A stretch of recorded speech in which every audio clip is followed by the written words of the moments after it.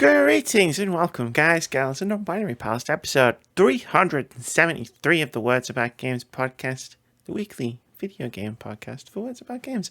I'm your host, Amy K. Alexander, and I'm joined this week by the outdoorsman himself, Mr. David Moody. Howdy doodly do, everyone. It's Friday. You know what that means. It's video game day. And who doesn't love a good old video game day? Yeah, it's officially video game day. If you follow our podcasting and whatnot, then you are legally obligated to play video games on a Friday. Exactly. That's how it works, right? That's how the Force works. That is how the Force works. That's what Yoda told us. That's how I heard it. I said that to somebody this week. They said something stupid. A lot of people say something. Sure. They said something stupid, and as like a reflex thing, I said, that's not how the Force works. Then I would explain, one, where that saying comes from, obviously. Han Solo, Star Wars, The Force Awakens. And two, why I say it all the time in my day-to-day life. The thing is, I'm like that as well. Because of him. Because of Moody. It's one of those things that just has become like a cultural touchstone between the two of us. One of us just started saying it, and then it just snowballed. That's not how the Force works. The fact that I said it to somebody who doesn't really watch Star Wars has just made it all the funnier.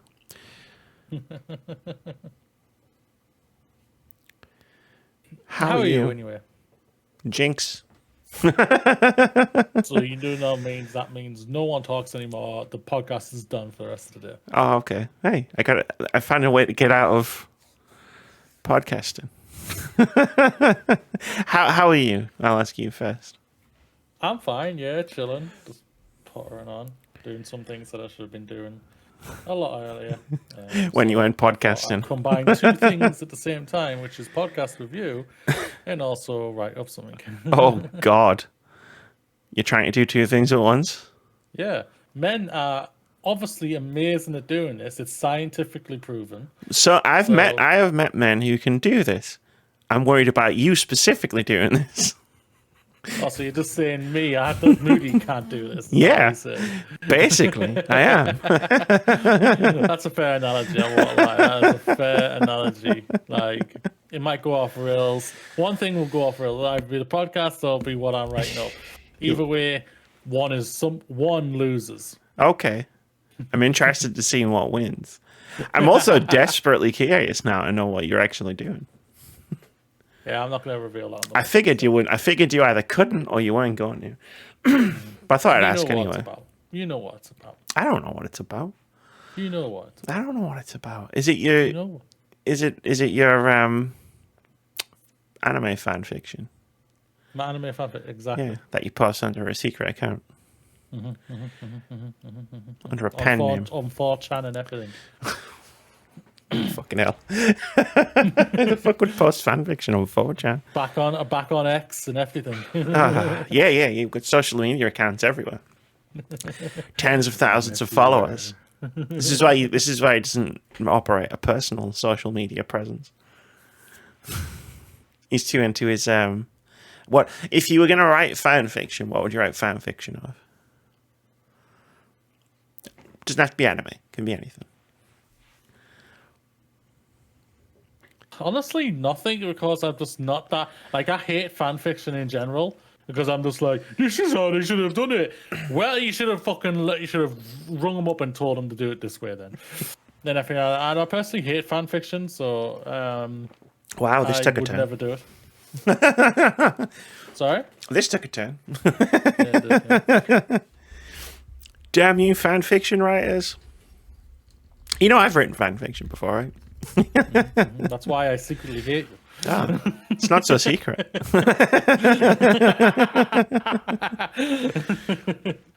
It wasn't a secret before this revelation. Creative, like Vitz wants me to obviously create a character and everything like that for our D&D thing for whenever we do it. Sure. I'm struggling to do it because I've never done it before, and I'm just like, well, when I've thought of like trying it or something like that, I mean, like, well, this just sounds stupid. Can I Just like all fan fiction, it's just stupid. Hey, my fan fiction was fine. Actually, it was shit. I was a teenager. What do you expect? My argument here. I mean. No, there's some really good fan fiction out there. It's not always like this is how they should have done it. That's just the angry nerds that we've running around on social media in the past. There's some good stuff. Some stuff is just like set up to be like infinite, right? Like you can write 1,000 different Star Trek stories because that's how the universe works. But as far as your D&D thing goes, my best advice for that is, because this is your first character you're creating, and Yes. Like you just said, you're not particularly like hugely like creative person. Start by making a character close to yourself, which will make it easy to roleplay, because you're basically just yourself, but with a big sword or a magic powers or whatever type of character you decide to play. Because it's your first game, you know. That's fair. Or base it on a fictional character you think you could play as, which also works. True. And then the more you do it, the more you can branch out into being like further and further away from who, like, you know, into actual like further and further role playing and stuff. Yeah. I mean, in Life is Strange True Colors, Alex was basically just Alex in that episode. Yes, that is true. That is true, no doubt. I definitely have to look at something or think of something like it's just I'll have to think of. I'll have to have a think of it because I am excited because I think it's going to be a lot of fun and everything, and whatnot. Lose my D&D virginity and everything, you know. So it's like I'm very fantastic way of putting it. Well, it's true. Those other times don't count. Life is Strange and Goodbye Volcano High. Oh. They don't count. Well, probably not. They're like foreplay. D&D foreplay, so... All right, then. It's going to be that kind of episode. So I was at the gym today. Awesome. With my friend, and it's funny. It's shockingly quite hilarious how much like common gym parlance appears to be a double entendre. Like, and once you notice it, you can't unnotice it. Like, she was talking about pumping it, and I was just giggling away. And then she was like, "What are you laughing at?" And I was like, "Pumping it." And then I was like, "We've both been doing this all day because like you just talk about gym and stuff, and it sounds dirty." And I have the sense of humor of a teenager who just discovered dirty fan fiction, and it just that's it. And once you notice it, it's like that's it. Now everything that is being said is being run through this like filter of dirty mindedness. You're muted. That is how the Force works. That is how the Force works. But yeah, I've been twice. My body's confused. It's the best way to describe it. You've gone through it. this before. I know. It's like, no, I thought we were done with this. I sabotaged this. I sabotaged this and everything. Why are we doing this again? Oh no, not again. I'm in control here. If I want to go to the gym, we will go to the gym. It's a hell of a much better experience going with someone than going alone. True. Going alone is boring. You go there and you feel like you've been there for 5 hours and you've been there for 20 minutes. Exactly. exactly. You're not wrong. You were exactly spot on. And I went there today with my friend, and I just happened to look at the time. And we'd been there for like an hour and a half, and it felt like we'd been there for 20 minutes. That's awesome. So, I mean, right now it feels like I had been there for 5 hours. But you're like, what have you done to me? I don't feel so bad. The first time I went was on Saturday, and apart from pain in what I later learned was my quads, which I laughed at because of Mass Effect. Like I felt fine. But then I was coming we were coming out of the gym, and I was crossing the road, and it was one of those situations where the little green man turned into the little red man just as we were walking across. So it was like, oh no, we have to do that jog, that patented like run across the road jog, and like the tops of my legs were jelly. So I don't know how I looked going across the road, but I can't have looked great. But it's interesting how I'm not like falling to pieces. I bet. Well, I don't feel and I mean, I might just be jinxing myself, but I don't feel any pain. The normal good. pain that I associate with the gym, either that means great, that's good, or I'm not really doing enough. How long are you normally there? A couple hours. No, you're probably doing enough. What do you do, may I ask? At the moment, where how like there's like leg day and arm day and chest day and all that stuff. At the moment, we're in. What do all of these machines do, Dave? That's fair. Yeah, we're trying to figure out how all the stuff works. So what I've basically been told is that basically if you hit like 10,000 steps a day, you're basically going to be hitting a goal all the time. Oh. If you hit 20,000 steps a day, you're going to be rocking it every day. If that was true, Moody, I would look far different than I do now. I did 20,000 steps yesterday. Yeah, but you're meant to be eating healthily as well. Ah, fuck that. No heavy carbs. Is that No it? late night meals. No processed sugar. Look, right? I don't know what you've heard about me,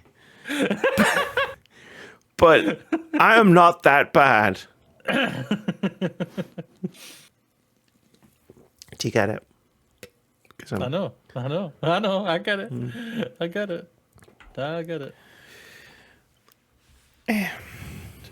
Maybe I'll get round to eating healthily eventually, but you know what? Food tastes good.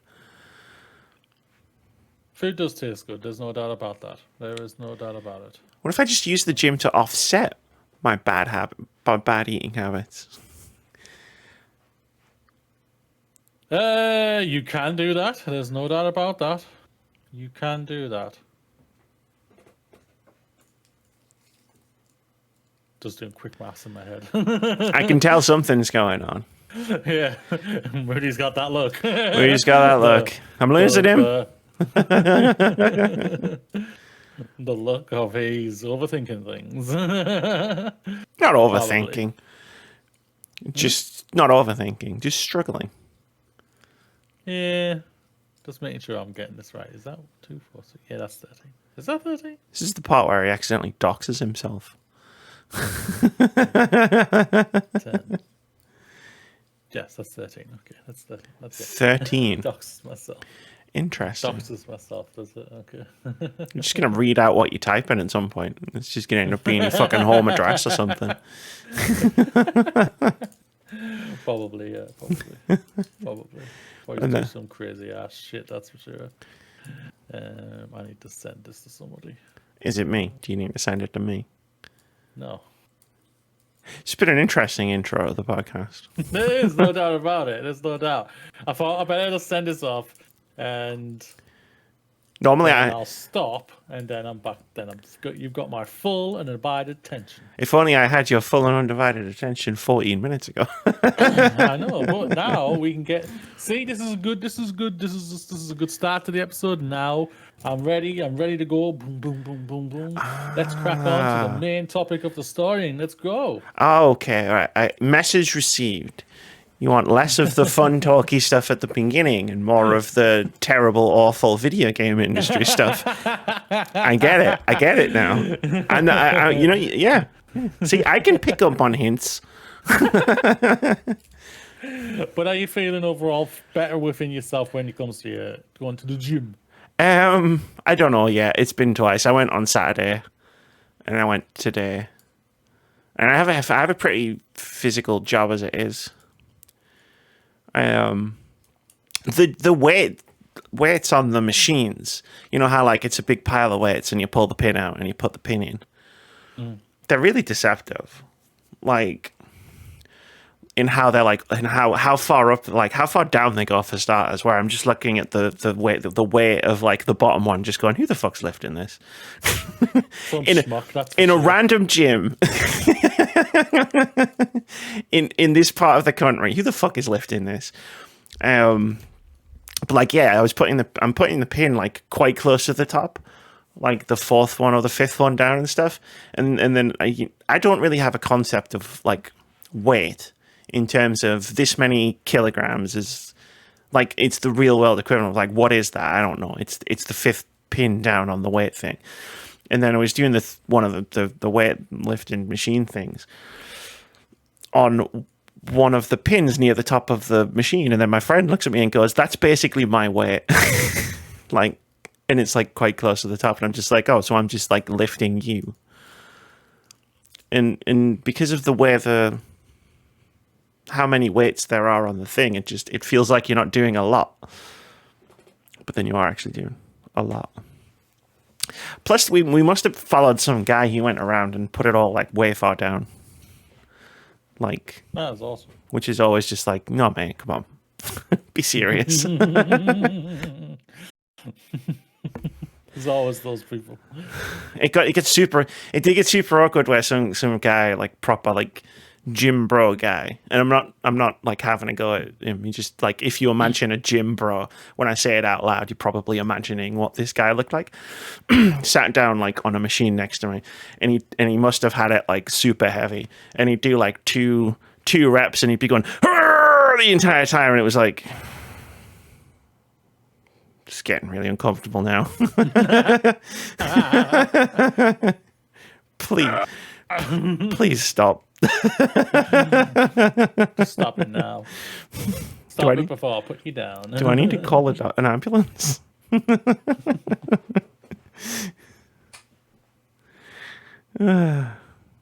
Fun times. Fun times indeed, no doubt. It sounds like it. Yeah.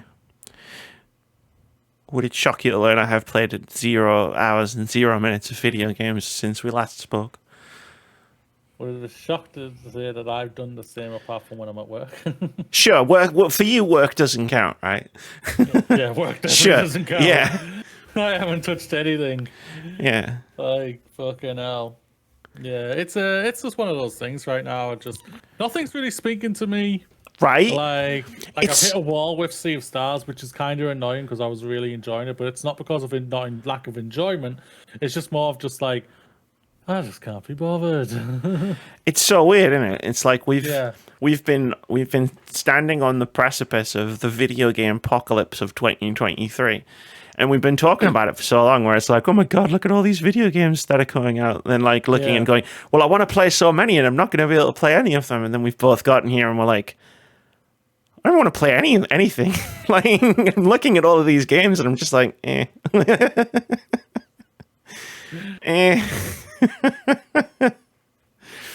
That's depressing, is that? Like, fucking hell, if this was a job, like, I would be depressed. Well, yeah. Who says I'm not? I'm not gonna lie. I mean, it is no. Like, I would be. Yeah, no, but like differently. No, it's like, I mean, if I was like, this is gonna sound like it's a shot at like a journalist. It's not like the film critic, the game critics and everything. Like fucking off. There's like a game where you're just like, no, I'm not feeling this. But it's your job to do. I was thinking, I'm not feeling this, and you're forcing yourself like you used to do and everything. This is where I was going to go with this. I was like, yeah, I remember that life. Yeah, it's like I can only fucking imagine it. It's like there's probably games that you look back and you're thinking, you know what, I probably was a little too harsh, but I just didn't want to play you at the time. Yeah. I can think of many off the top of my head. Yeah. I got a reputation for being a harsh critic just because I was like, I don't wanna, but they gave me it for free. So I have to. Far Cry 5 was like the best example of that, where I was just like, I really don't want to, but they didn't just give me it, Moody, they sent me a disc in the post. I know, you said, yeah. So it was like, I remember that time. If I don't do anything with this, so I'm trying to play it, and I'm just like really not in the mood. It's not even like a bad game. It's Far Cry 5 is whatever, it's fine. If you like that kind of thing, it's good. But I just was not in the mood to play Far Cry, and I was like, but I gotta play Far Cry. Like I have to do it right now. So then I was getting further and further into the game, and it's like you say, it's like you start becoming almost resentful of the fact that this game even exists. Exactly. And you should never feel resentful of a game that people have worked their asses off for you to play, but it's just like, I'm not ready for you, like at all. No, like, what's coming? I'm curious. Everything's coming out next week. No, I gave it a fair shake, like in the review. Yeah. Like it's always something that I can't speak for all game reviewers everywhere, but for me, it was always something that I was aware of. Like I knew that, like, part of the reason I'm getting frustrated is because I'm just playing a game I'm not feeling in the moment. So you can always separate it from that, because like game critique, like proper game critique, is a separate thing than just playing a game and deciding whether you like it or not, despite what IGN might think. But yeah, it doesn't help. especially when like they come with deadlines, right? Or it's like, hey, the review embargo is on this day, so it's like, okay, cool. So like if I want to make the most of having the opportunity to review this game, I need to do it by this time.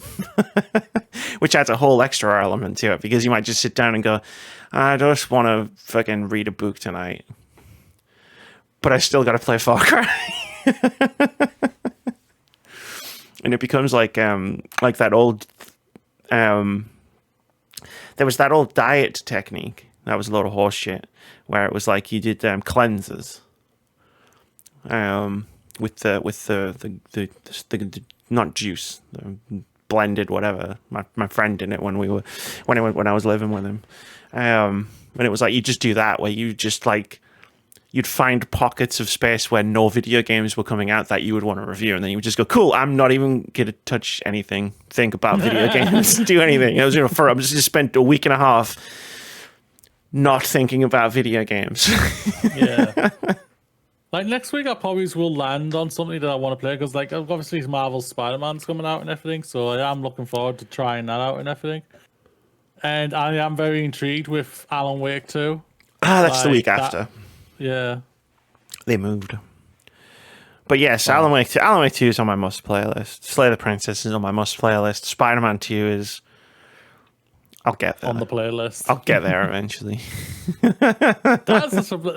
I can understand from you from a certain point, but it's a little surprise at the same time, because the first one you platinum was your first platinum. You've said on many occasions. It wasn't my first platinum.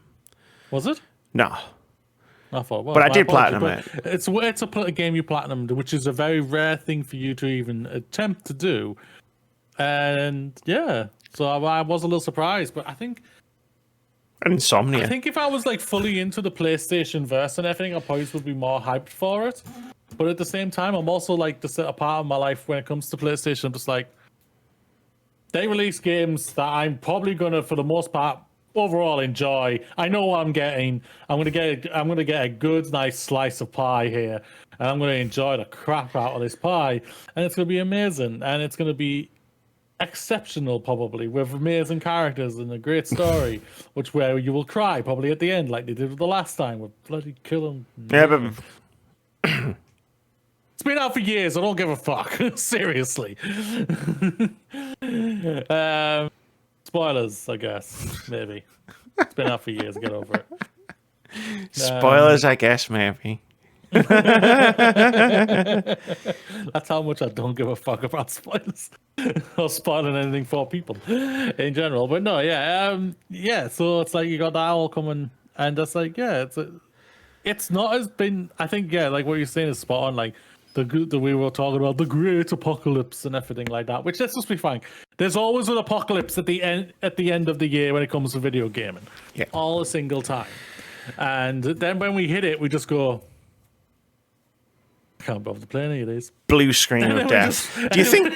Do you think? Just go through the month thinking, "Oh, it was all right that month." That wasn't that bad. What did you do? I played Final Fantasy X. Came out 22 years ago. I wonder if that's part of the thing for like our sort of psychology and stuff, where it's like we're being given too many delicious slices of pie, so we've decided to eat cake instead. Basically, Because we can't decide which slices of pie we want to eat. Yeah, basically, yeah. And it's also just the time. Like, seriously, we've spoken on multiple occasions of just like the industry burning out, the industry bloody crashing or some shit like that because of stupid corporations and whatnot. And this is like, come on, man. Like, all of these games have come out this month so far, and there's still so many more still to come for the end of the month.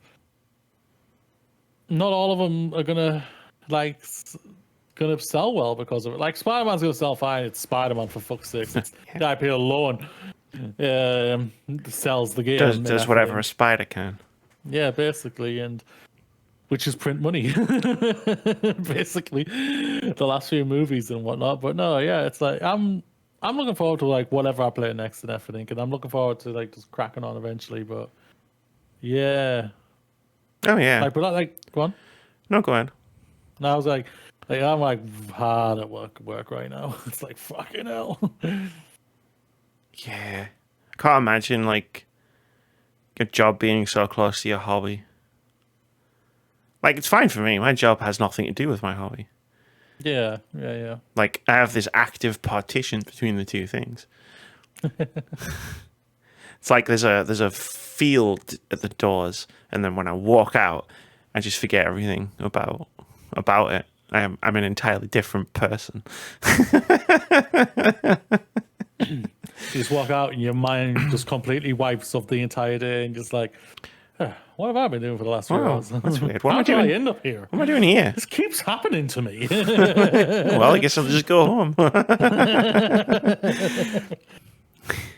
But no, like the Spider-Man thing specifically, I don't know. It's just there's other games. Like if I was just focusing on new released this month, October 2023 games, it's just like there are other games that interest me more than Spider-Man 2. And that's not to say Spider-Man 2 doesn't look dope. Yeah. It looks pretty dope. But I'm just like, yeah, but there's other games that I would... If you said you can only play one game that comes out in October, it wouldn't be Spider-Man 2. And that's not a knock on Spider-Man 2. That's just, I'd rather play these other games. And time is finite, you know? It's not an infinite resource. It really isn't. It really isn't. And however, we're going to burn by 2035. So we've got, yeah, exactly, right? That's so it's just like why the industry's getting them out now, like speeding things up fast, so they can get the games out as fast as they can before the world ends. I'll get myself a portable generator, so that when society collapses, I'll play video games until the end, and then I'll catch up on my backlog before we all die. Do you still want catch up with your backlog? No, but let me have this. Let me have this lie that I've told myself. Speaking of a backlog, surprisingly, so I watched the film I'd never watched before this week, and it's an iconic classic. And you know what happens when it comes to iconic classics? They crashed and burned at the box office. Sure. And whatnot. I watched 1982's The Thing. You've never seen The Thing? Never seen it. Huh? At all. Like I've seen like scenes and everything like that. Sure, when things happened, never. You know what the thing is. For the first time. Yeah, I watched it for the first time, and I was watching it. And I was just like, "This is fucking Alien on Earth." It's about time someone made a movie of Among Us. But, oh shit! Yeah, My brain didn't think that at all. But yeah. It's brilliant. I really liked it. It's a really, really good film. Like Russell Crowe's brilliant in it. Like, damn, who knew you could act that Russell Crowe? I know, right? But no, yeah, it's a great film. Yeah, it's Carpenter. John Carpenter. Really good. Yeah, the music's brilliant in it. It's so well done. And everything, yeah. So when you were watching it, did you just like, was Adora just on the sofa and you were just every now and again just... She was having a funny night that night. So I wasn't too sure if she was getting disturbed by the movie or if she was just having one of her zoomy moments like she always has. Or if she was the thing. Or she was the thing, yeah, and everything like that. Like when that scene happened with the thing, I was just like, Adora, leave the building. Leave now. Cover your eyes. No. Don't look. Don't look. Don't go, baby. Don't look. Yeah, it's really funny. But no, yeah, it's really, really, really good. I really enjoyed it. That's awesome. So, I don't know why I wanted to. I was just like, it's not because like it's Halloween or anything like that coming up soon. I was just like, I want to watch the thing. Well, like it's like Christmas. I have Halloween movies that I'll watch. Like I have a few horror movies that I'll watch in October. Yeah. More. The only Christmas I say Christmas. The only two. I only watch 2 Christmas movies: Die Hard and Home Alone. The same 2 fucking films every December. I don't even watch the sequels. I just watch Die Hard and Home Alone. I'm going to say this one because I think I've told you this. But if you get a chance for this year, check out Klaus on Netflix. Yeah, it's been on my radar for a while. I'll just wait until you make me watch it next time I visit you. But so that means I'm only watching it in December, so you're coming down. I guess I'm coming down in December. All right then. Okay. To bring it back to the opening topic, I've decided, like that little bit that we were just talking about. There's too many games, and we're playing none of them. So like, in terms of like playing through 2023 games, it's like, when I installed Final Fantasy X, right, on my PS5. I also installed Outer Wilds, Shadow of the Colossus, and Yakuza 1 at the same time. Nice. Yeah. All games I've never played, but really wanted to. Nice. So it's like, I might never play another new release game ever again. Respect. That's awesome, man. Because the installation of Yakuza 1 begs the question, what about the other Yakuza games? Yeah. Did you see the new trailer for the next DLC for Pokemon? No, I haven't. The bastards are trying to get me in, Amy. I mean, it's Pokemon. All they have to do is release a trailer with the word Pokemon in it, and they're trying to get you in. That's true, but they're literally trying even harder now. They went, he hasn't played any of it. He's complaining too much about it. We've got to get him back in. So they fixed basically, until this DLC, all the starters are available. Uh-huh. And I'm just like, what do you mean all the starters? And then they showed me Bulbasaur. I was like, fuck! No! Just think of it like this, Moody. Do you really want to see Bulbasaur in 7 frames a second? yeah, basically, yeah. Like, think about what they've done to your precious baby. The thing is about it, the bastards are going to be like, yo, guys, it works okay now on Switch 2. They will as well. They're like, yeah. Look, see? It runs at a stable 20 frames a second. And we'll just be like, you bastards, you ungodly bastards. But no, yeah, it's going to be funny. Yeah. That's cool. Mm-hmm. That was a fun little diversion we took. Yeah, I forgot that. Have you finished Stargate yet? I'm on Atlantis. So you have finished SG-1? Mm-hmm. Well, when I text you, I was watching the film. Like the one that ends. But I didn't realize you moved straight onto Atlantis. Yeah, basically. I thought about doing something else, but then Amazon was like, hey, you should probably watch Stargate Atlantis. And I went, I mean, you make a good point. Yeah, that's true. I watched, what else did I watch? I watched Sorry to anyone who came here hoping for video games. No, we're allowed. No, this is us chatting for random shit part until we get to the video We've game done part. this before.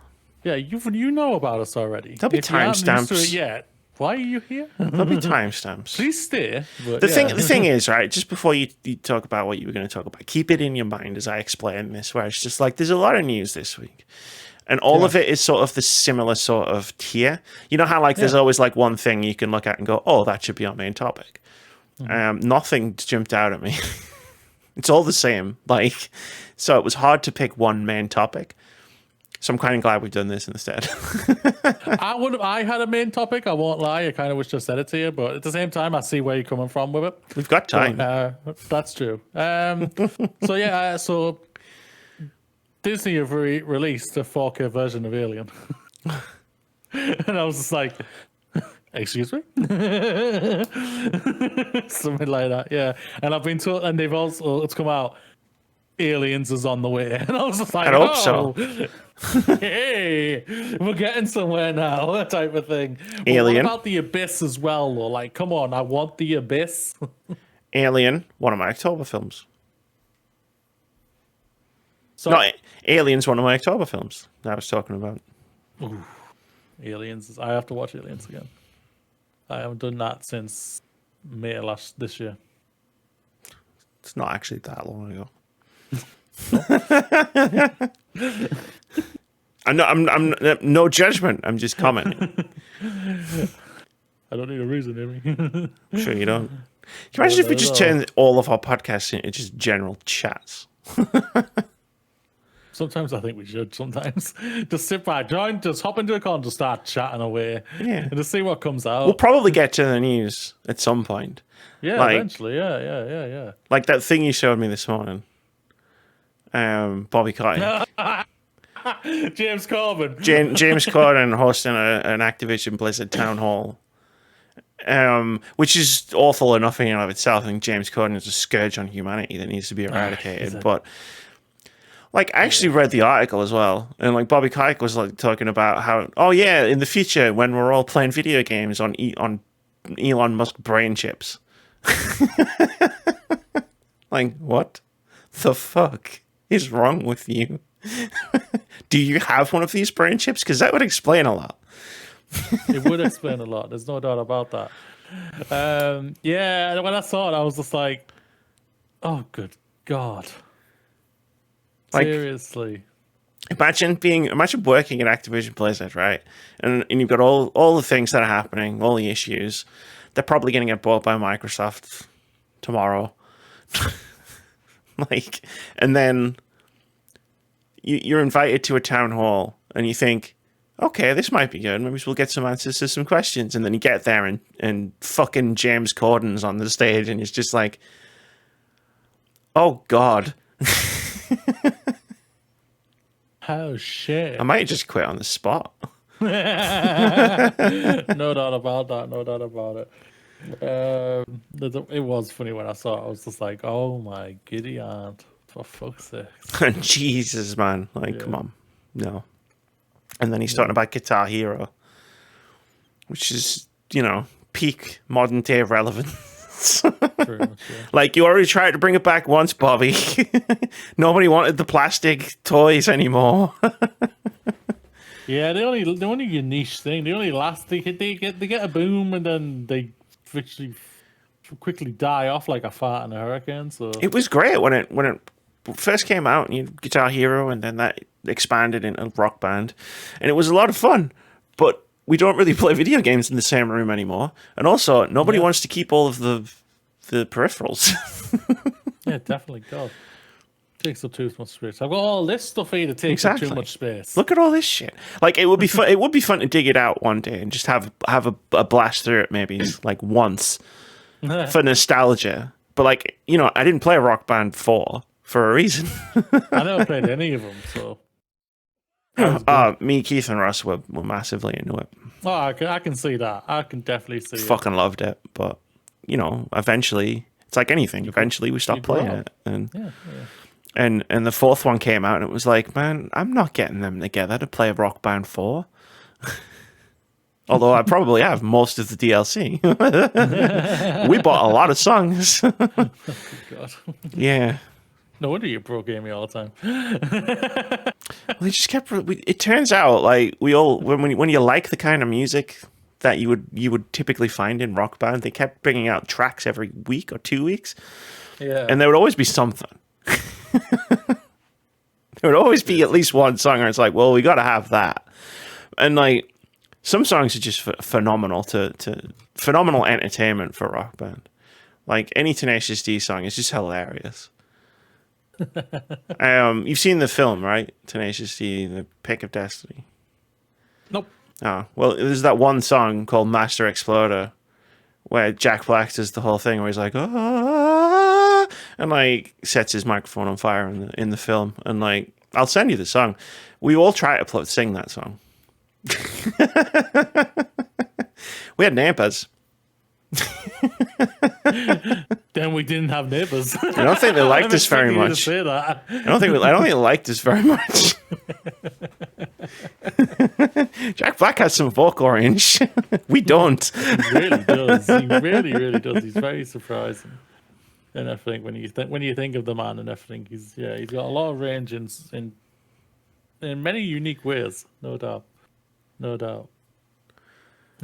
So what was going to be, like you were saying, like you had a main topic, but you forgot to tell me. Tell me now. The Disney thing. Ah, the EA thing. Yeah. That just made me laugh. And I was thinking at the same time, because I remember the thing is about it, like everyone knows, like I used to do a movie podcast and everything like that. And even to this day, even though Disney have done a lot of stupid things and being a pain in the ass and everything like that, I'm a Disney shrill. I don't deny that. I hold my hand up to it. And what I love, for the most part, a lot of the Disney product and everything. And like even though people bitch about Ahsoka, I'm like, I enjoyed the hell of that. People bitching about Ahsoka. Well, the thing about Twitter not existing anymore is that, like, in the past, even if I wasn't watching something, I could generally get a gauge of how that thing was being received. Yeah. Whereas now I can't. So like, I've heard nothing about Ahsoka. I'm only seeing because of the viewership has apparently not been that great and everything like that, and then whatnot, and I'm just like, for God's sakes, blah blah blah. And like people have been also mixed on certain things they've done on the show, and I'm just like, I don't really care. I'm just like, I've enjoyed the hell of it, even though I don't enjoy the final episode. The final episode was a bit for me. Okay. But yeah, like I was saying, and like I was asked a few times when Disney was like really riding high 2017, 2018, 2019 and all like that. What's the next thing they should really get into? And I was saying probably the next thing they should get into is getting into video games and everything like that. They've got the IP. They've got so much IP they could put out there, create a studio, and whatnot. This was after they closed the 2 studios they had. I'll never forgive them for that. Yeah. I was sorry. Just before, there is a funny story behind that. I was seeing someone who was a massive Disney fan at the time that LucasArts got closed down. Yeah. And then suddenly they weren't a Disney fan anymore. No, she was a big Disney fan. Like she got Disney World like once every couple of years and stuff. But she didn't really know that much about video games. So the day that LucasArts got closed down, I put a contextless Facebook post that just said "fuck off, Disney." And then you broke up. No, but I did get some text messages about 20 minutes later. You mean fuck off, Disney? What do you mean fuck off, Disney? They just killed my childhood. That's not what they're supposed to do. They're Disney. Sorry, funny anecdote. Please continue. No, but yeah, I always said video games. Like, video games, it's the biggest industry out there compared to what they are normally into. So I always thought that would be the next thing for them. But like after reading like Bob Iger's book and whatnot, I was like, yeah, it probably wouldn't happen because I think he's kind of like what Steve Jobs was. Steve Jobs hated video games. I don't think Bob Iger's really a big fan of them, so they would never. That's why he always sourced it out, which and is whatnot, or licensed it out and everything. So, yeah, sure. But That hasn't really so when gone I well saw it, for I was them. just like, I could definitely see it happening and whatnot. And there's also they've always like been rumors like Disney going out to buying a publisher and everything like that. Not saying I'm up to anyone else buying stuff for God's sakes, Jesus. Yeah, just what the industry needs. Yeah, I could see them going out and say, "Yo, yeah," and whatnot because they got all they got all. If it makes like the article said, what I put up, it makes completely sense. With all the sports titles that they had and everything like that, they own ESPN. They could have really matched it up with that and everything. Yeah, instead of FIFA 24, it's ESPN Soccer 24. I guarantee you, FIFA would come back to them. They would create a deal and make that not EA Sports, whatever they call it. It'll be back to FIFA. I guarantee you that would have happened if that ever happened and whatnot. So, yeah, Disney have had like the IP licensing. It's been a bit mixed for them in terms of like finding the partners and the games that they've been releasing. I mean, like, obviously like Star Wars, the Jedi series is doing really well. But then on the flip side of that, you got things like Avengers. Yeah, Jedi Fallen Order and Survive is the only real success they've really had. Like Avengers crashed and burned, literally. Guardians of the Galaxy kind of their IP disappeared. That, so. Yeah.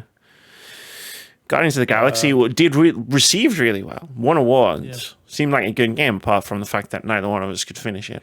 Yeah. But didn't really sell up. Star Wars game coming out next year, which is apparently looking really good, which would be really good to see and everything like that. But I'm expecting it just to be as typical Ubisoft game where I'll just be probably bored by the end. Like, they're talking like it's not gonna be, but I'm still gonna like wait to see what other people say about it before I dive in on it. When everyone came out of playing Avatar and everyone was saying it's Far Cry with Avatar skin, I was just like, yeah. Yeah, but you said that before previews even came out. You watched the trailer and went. You watched the trailer while I left the room. Not because Avatar was on, just because I was like, this seems like a good place to take a break. For me, because I'm not interested. And then I came back and you went, it's Far Cry. Those were your exact words to me as I walked into the room. It's good to get vindication from others. and then it was like, oh, everybody else is saying it's Far Cry. And they have actually played it. So, yeah. But no, like, I mean, look, right, if Disney buy EA, or anyone really, like, I'll climb the nearest hill and scream into the night sky. But like, if they're gonna get into video games, they're gonna have to do something like that, because they can't just like if they spin up one studio, they're gonna put out one game every 5 to 7 years. Yeah, like, they created that's not what they're gonna do. The Disney Infinite thing for the toys thing that they were trying to sell, and that died as fast as it came and everything, and then and then they closed LucasArts. I don't Bastards. think anyone's ever going to forgive them for that, are they? No, I'm not. Which is worse, this or when Visceral got closed down and they cancelled that? LucasArts. Yeah. LucasArts, I mean, you know what? They're both as bad as each other because a lot of people lost their jobs. But like from a purely personal standpoint, it was LucasArts. They made a lot of games that I loved, like, throughout the years, and also they were making Star Wars 1313, which looked fucking sick. But I mean, yeah, Visceral Games obviously make Dead Space and stuff, but Dead Space was running out of steam. But they were doing that Amy Hennig Star Wars game. Yeah, it's the thing about the Amy Hennig Star Wars game is we saw about 3 seconds of it. So it was like, and for me personally, that's hard to get excited on 3 seconds of footage. That's fair. And some fucking concept art, because that was a year's thing. They'd do entire E3s where you just see some fucking concept art. And like here, like R2D2 beep boops. It's like, all right, boop, cool, beep, boop, beep, boop. Great. But yeah, like I don't want them to buy EA, but if they're gonna seriously get into the video game space, they're gonna have to do something like that. That's something they would have to do. Yeah, buy a publisher basically.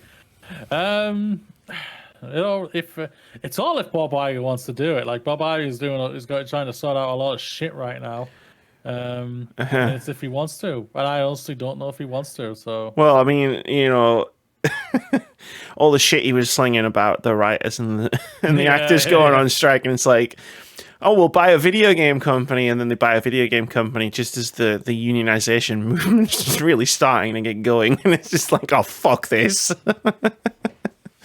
But I think video games are such a big business at the moment that I think you can not like video games. That's weird, but okay, whatever, I get it. But like, if you're like the CEO of a company, an entertainment company, with a massive portfolio that would make you a lot of money in the video game space, it's getting harder and harder to ignore that, right? Pretty much, yeah. With the amount of IP they have, and I'm not talking about Star Wars or Marvel or the Disney and Pixar franchise. I'm just thinking pretty much all the stuff they had before that, and like what they got from 20th Century Fox. Sure, it's like it's insane. Yeah, they got a lot. There's a lot they could do.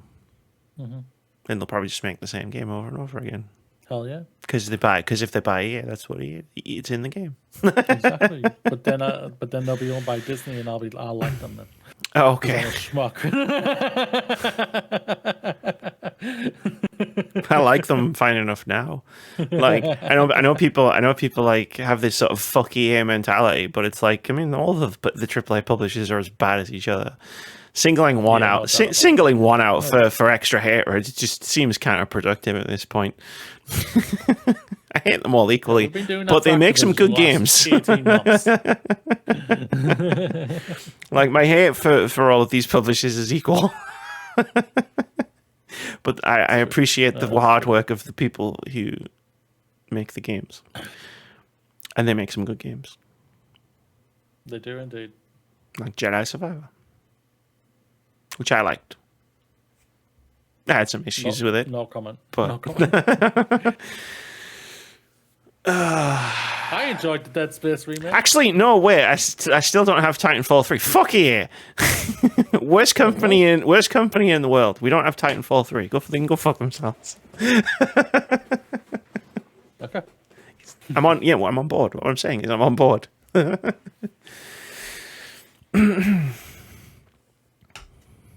Who's making Avatar again? Ubisoft. James Cameron. No, not that Ubisoft. film. Yeah, Ubisoft. Yeah. I scrolled down to the news. Sorry, I was gonna read before we decided to just chat, and I saw Avatar, and I was like, oh yeah, who's making that? It's Ubisoft. Indiana Jones. I forgot. I constantly forget there's an Indiana Jones video game. I won't lie. I think Bethesda and Xbox have as well. Yeah, it's like, and it's a Disney thing as well. All right, we're just going to pull this back now. Oh, shit. They clearly didn't want an old Harrison Ford, so we better go and get a young Chris Pratt. Or something like that. Somebody call one of the Chris's. Yeah, basically, yeah. Which one? I don't care. They're all handsome. Grab one of them. Yeah. Look, I just throw a dart at a dart, flip a coin. Do whatever you gotta do. Get me a Chris. Oh, God. I would believe if you told me that conversation happened in a film studio. I would genuinely believe it. All right, it's time to bring out the Chris Startboard. It's like, okay, but we need a marketable male lead for our action movie. Okay, call one of the Chris's, see if any of them are available. Maybe that's how he got Star Trek. He just had Endgame money, so we can't afford him. So, okay, how about the next one? Pine. Okay, Pine. Yeah, his Star Trek franchise is crashed and burned, so he might be cheap. He's still holding out for more money on Star Trek. I think we've got a chance to get him. What about this Pratt guy? He's Mario now, guys. We've lost him. We can't cast the voice. I told you, if I've told you once, I've told you 15 times, we can't cast the Mario guy in a Sonic film.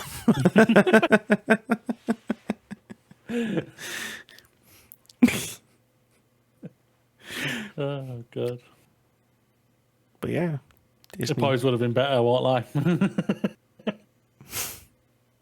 I don't know. I haven't seen them. I don't have anything more to say about Disney in here. Neither have I. What an interesting way to start the podcast. Should we go to halftime? Let's go to halftime. Yeah. Let's Why go the to hell not? halftime. Where's halftime? Indie Game of the Week. Yeah, this is the thing we do every week where we talk about a cool looking upcoming indie game. And encourage you to wishlist it or at least check it out. This week's indie game of the week is called The Drifter, a pulp adventure thriller. A murdered drifter awakens, alive again seconds before his death. Hunted and haunted, help him untangle a mad web of conspiracy in his fast-paced point-and-click thrill ride. Interested, this is no shade on the game. It looks cool. It's indie game of the week. That's why it's here. You should check it out. But I'm interested in the combination of point-and-click and thrill ride. Because those two things in my brain don't really go together too much. Love me some point and click games. Like great genre. Enjoy it a lot. Never considered any of them a thrill ride in that way. A fast-paced thrill ride. It's like, no. It's a new genre. Well, that's what I mean. I'm interested to see what this fast-paced thrill ride of a point and click adventure game looks like. It's an interesting combination of things. You like this? With your mouse. Well, because I can't see your hand, but you shook your desk a lot, and so your camera. There we go. It looked a bit weird. Looked a bit weird. What you were doing. Yeah, that's the Drifter. There's a demo available on Steam. I was going to play some demos because the Steam Next Fest is happening, but I just didn't get around to doing it before the podcast, so I'll probably do it. I might play some demos over the weekend. We'll see. But this is The Drifter. Developed by Powerhoof and Dave Lloyd. Published by Powerhoof. Coming to be announced. That's what it says on Steam. And there's a link to the Steam page in the description of wherever you're listening to or watching this podcast. You should click it, watch the trailer, look at the screenshots, read the description, play the demo, wishlist the game. Wishlist the game. Wishlist the game. Developers love it when you wishlist their games. We do indeed. I can confirm this. My wishlist is out of control now, though. If I wanted to use my Steam wishlist in any other way other than to just wishlist indie games that I want to remember exist, I can't. It's impossible. That's fair. That's fair. Like, that's what phone apps are for. Yeah, that's going to do it for the first half of this very laid-back podcast. Very chill. Very easy going. Yeah. Well, even though I'm still going to try and continue the vibe, even though we've got some crap-ass stories coming up next. Sure. Still kind of want to keep with this vibe as well. I feel like we're doing this thing in this podcast episode where we're workshopping like a new way of doing the podcast, but while we're doing the podcast, so it's probably confusing a lot of people. I'm coding the podcast while we're it's like you're doing the things as someone is coding the game. Yeah. No, it's broken, mate. I haven't got to that part. That's because I haven't got there yet. Door doesn't work. I haven't put the door in. Fuck off. Stop playing so fast, Moody. Fast is the enemy. Fast is the enemy. And on that note, let's take a halftime break. Hey, Moody. Hey, Amy. You ready to shine? I'm always ready to shine. Hell yeah. That's why it's not really a working title. Well, it'll always be a working title. or why it'll always be a working title. The working title himself. Moody. Oh, that's time to shine. I'm gonna write that down for next week. I'm gonna put it in my calendar. And I'm joined this week by the shiny one himself. No, I said the working title himself. The working title himself. Mr. Dafford Moody. If I'm going to accept this, you have to do it the way I said it. Come on. Well, Shiny's a Pokemon thing. Yeah, I've never been into the shiny Pokemon that much. Never bothered me. Fair enough. There's some dope designs, I don't deny that, but yeah. I don't know what it is, I just know it's a thing. Shinies. It is a thing. And I heard that they were a pain in the ass to get. Apparently they're a lot easier to do now, but I'm just like, I still don't give a fuck. Yeah. I suppose it's like any video game from the 90s. It's like that has survived into the current day. It's just like eventually they have to make them playable. Basically, yeah. Yeah. Or you could just do what I did and just get a cheat cartridge and just cheat it. I did that. I broke Resident Evil 2 with a cheat cartridge. Nice. That's how you do it. That's how you work it. Just break the shit. Break shit. Yeah, that's actually a Limp Bizkit song. Well, break shit. Break shit. Oh, is it? Yeah. That's fascinating. It came on while I was at the gym. That's why I immediately remembered it. Break shit. I put it on at work. I put it on it's on because it's my work playlist. Has me and Phil both like because we're both the same age. Like we both grew up with the same sort of music, and that sort of like Linkin Park, Limp Bizkit era. And we've got a playlist with all that stuff on it. And break shit's always funny when it comes on. That's fair. Because there's the line where it's like, "How about I break your fucking face tonight?" And you just look at someone while you're at work as that line comes on. I mean you. We have unironically started moshing in the warehouse when a beat drops. A particularly sick drop happens. Oh God, Amy. Well, I flipped a chair once. Clearly feels a bad influence on you. No, I have this thing where I overcommit to the bit. Yeah, sometimes I can overcommit. Sometimes I won't lie. I'm terrible for it. Like sometimes it's still funny, but only really to you. Yeah, or it's still enjoyable, only really for you. Everybody else is wondering why you just flipped a chair over. Yeah. Whereas you think you're just like, that was fun. Everyone else is like, are you okay? Yeah, we're not all okay. no, I'm not, but I'm pretending to be, and that's really the same thing. Pretending is hard. It is. So anyway, shine on, you crazy diamond. Which is also a song. So apparently, a CEO decided to burn down the company he was CEO of, and then they basically he's retiring apparently From the company. I noticed there was some interesting wording there. Yeah, with immediate effect. John Riccitiello is retiring from Unity, just from Unity. Like, yeah, obviously.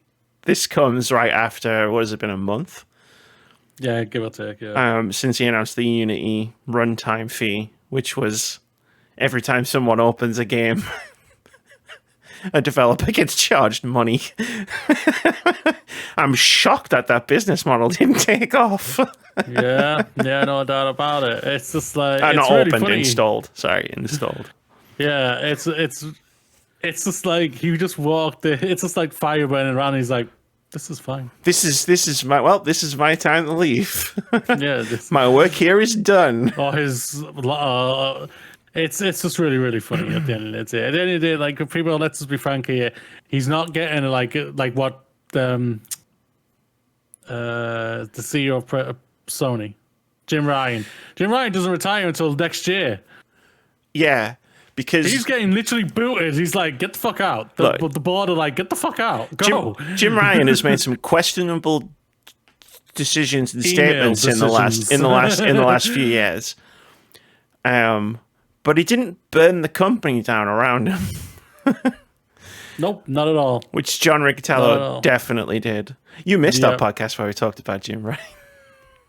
Yes, I probably did. Yeah, Yeah. it would have been the one I was off. Yeah. Me and Vince Off had fun. asleep on the couch. Mine and Vince's reaction was mostly just to go, okay, bye. Well, clearly, my dog just didn't like your guys' opinions. I mean, I don't like half of my opinions, so I can relate to that. That's fair.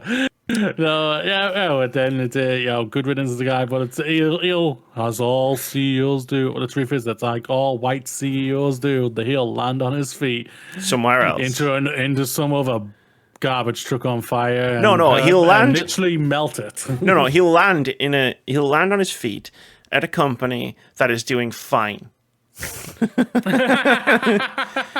And then destroy it from the inside.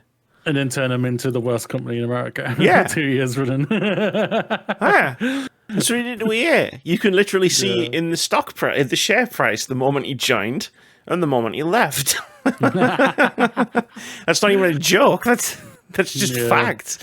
I'm curious I haven't looked. What's Unity's stock price now as this has been announced? I bet it's gone up.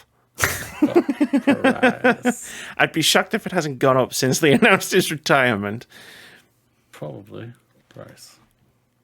My favorite part of this whole story is the part where so they've got their interim replacement CEO.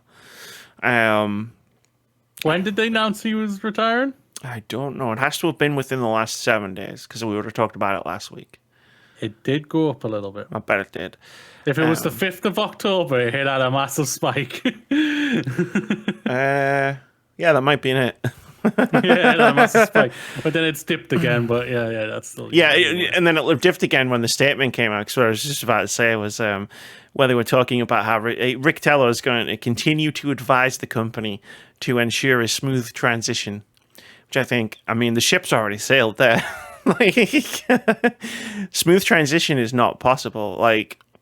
You didn't just do something that pissed people off, reversed it, and then everyone went, okay, well, we'll carry on as we were. They did the thing. Riccitiello announced the runtime fee. Well, Unity announced the runtime fee and all the stuff, and then we had 2 weeks of incredible scenes from Unity as they continually try to just dig themselves up out of the hole. And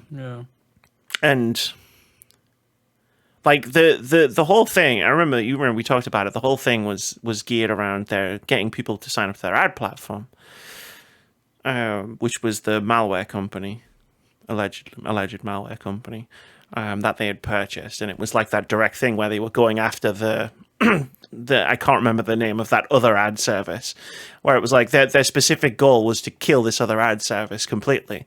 And I was reading someone talking about this on Bluesky. It's like now that other ad company is in a position to potentially attempt to buy Unity. Yes. Incredible scenes. In a world where people are rewarded for doing a good job and not rewarded for doing a bad job, John Riccitiello should never be able to work again. He's rich enough not to, so... But he will. Oh, hell yeah, he will. So what was your last job? I was the CEO of Unity. I made him the most profitable gaming engine out there, which is a complete lie. And I did nothing wrong when I left. When he left. Technically not a lie. When he left, he did nothing wrong. The company was on its feet and everything and standing tall. As it was being pelted with rotten tomatoes. But yeah, no, it's something like that, yeah. The reputational damage isn't even gonna reverse itself when Riccitiello leaves. So many game developers just will not use Unity going forward. Yeah, they won't trust it. Yeah, they won't trust it, no doubt about it, because they just won't trust that they won't try this again and everything. They won't put these things they try to do, or they'll just put them away right now in a little filing cabinet, ready to dust off. To go, let's try this one more time. It'd be like Spider-Man. I'll get Spider-Man's in his way. All right, let's try this one more time. Hi, I'm the new CEO of Unity. I'm not a raving lunatic like the last one, but I still want more money. It's pretty much that. Yeah, I mean, fair play to them. Like I said at the time, when we were sifting through the wreckage of the runtime fee announcement, it was just like, please, like, if you can, and obviously I acknowledge that some developers just can't right now, and ditch Unity. It's like, whatever happens, when they reverse this entire thing, don't fall for it. Ditch Unity if you can. Yeah, I see a lot of people migrating over to Unreal or migrating to the other ones and everything. It was which some already have, haven't they? So. Yeah, I mean, I learned a lot about game engines when all that happened. More specifically, I learned a lot about other game engines that exist that I didn't really know about beforehand. Yep. There's more than two. There's more than two. Apart from the ones who own their own engine and everything like that. But yeah, yes, sure. There's more than two. There's more than two third-party game engines. Who knew? Who knew? Who knew indeed? Yeah, definitely. But good riddance to the man. Bye, bitch. Hopefully, Unity will hire a better CEO, and that will right the ship. Because Unity, I stand by, is still an excellent engine. That's been amazing for indie game developers and everything. So hopefully, they can sort this out and everything and push forward and move themselves forward and whatnot. So yeah, I mean, I'll take your word for it. I don't use game engines beyond playing games that are developed on them. So, but yeah, I mean, the bar is low. It would very low unless right now, Unity hires Phil Harrison. He was currently looking for work. Oh no! Like, that would be a disaster for Unity, the developers using Unity, like, all of the people who work at Unity. But if we're being completely honest with ourselves, it would also be a little bit funny. Oh, very funny. There's no doubt about it. That's the worst thing about it. Because the aim is when you hire or announce the hiring of a new CEO, you expect the stock to probably go up a little bit. Stock will probably go even down and further down if you hired Phil fucking Harrison. The shareholders are just like, who is this Phil Harrison guy? Oh, he's worked at PlayStation and Xbox and Google. EA and Google. Oh, he's been everywhere. They probably he must be brilliant in video games. It'll be one of those things where they won't dig into the details. They'll just see the places that he's worked at, and they'll be like, "Well, this guy must know what he's doing. He's worked at so many companies." And they won't look at the periods of time that he was working at those companies and what happened during those years. Yeah, no doubt. No, I hope they land on their feet, like, you know, Unity, yeah, definitely. Yeah. And the developers and everything. And so. Yeah, all of the developers too. Mm-hmm. So apparently, Redfall's only is dropped to single figures of a player count, Amy. Yeah, I saw this. What happened was, there was a funny story behind it, where what happened was you shared the news about the 60 FPS update. It's like Redfall's 60 frames per second update, and you put that in Discord. About the same time that that I saw people talking on social media that there was a point in time on Steam in that past week where 3 people were playing Redfall. You need 4 people. You need 4 people for a full team. A full team, yeah. yeah, it's crazy. And the numbers haven't shot up either. They're still they're under 3 digits, so like 54, something like that.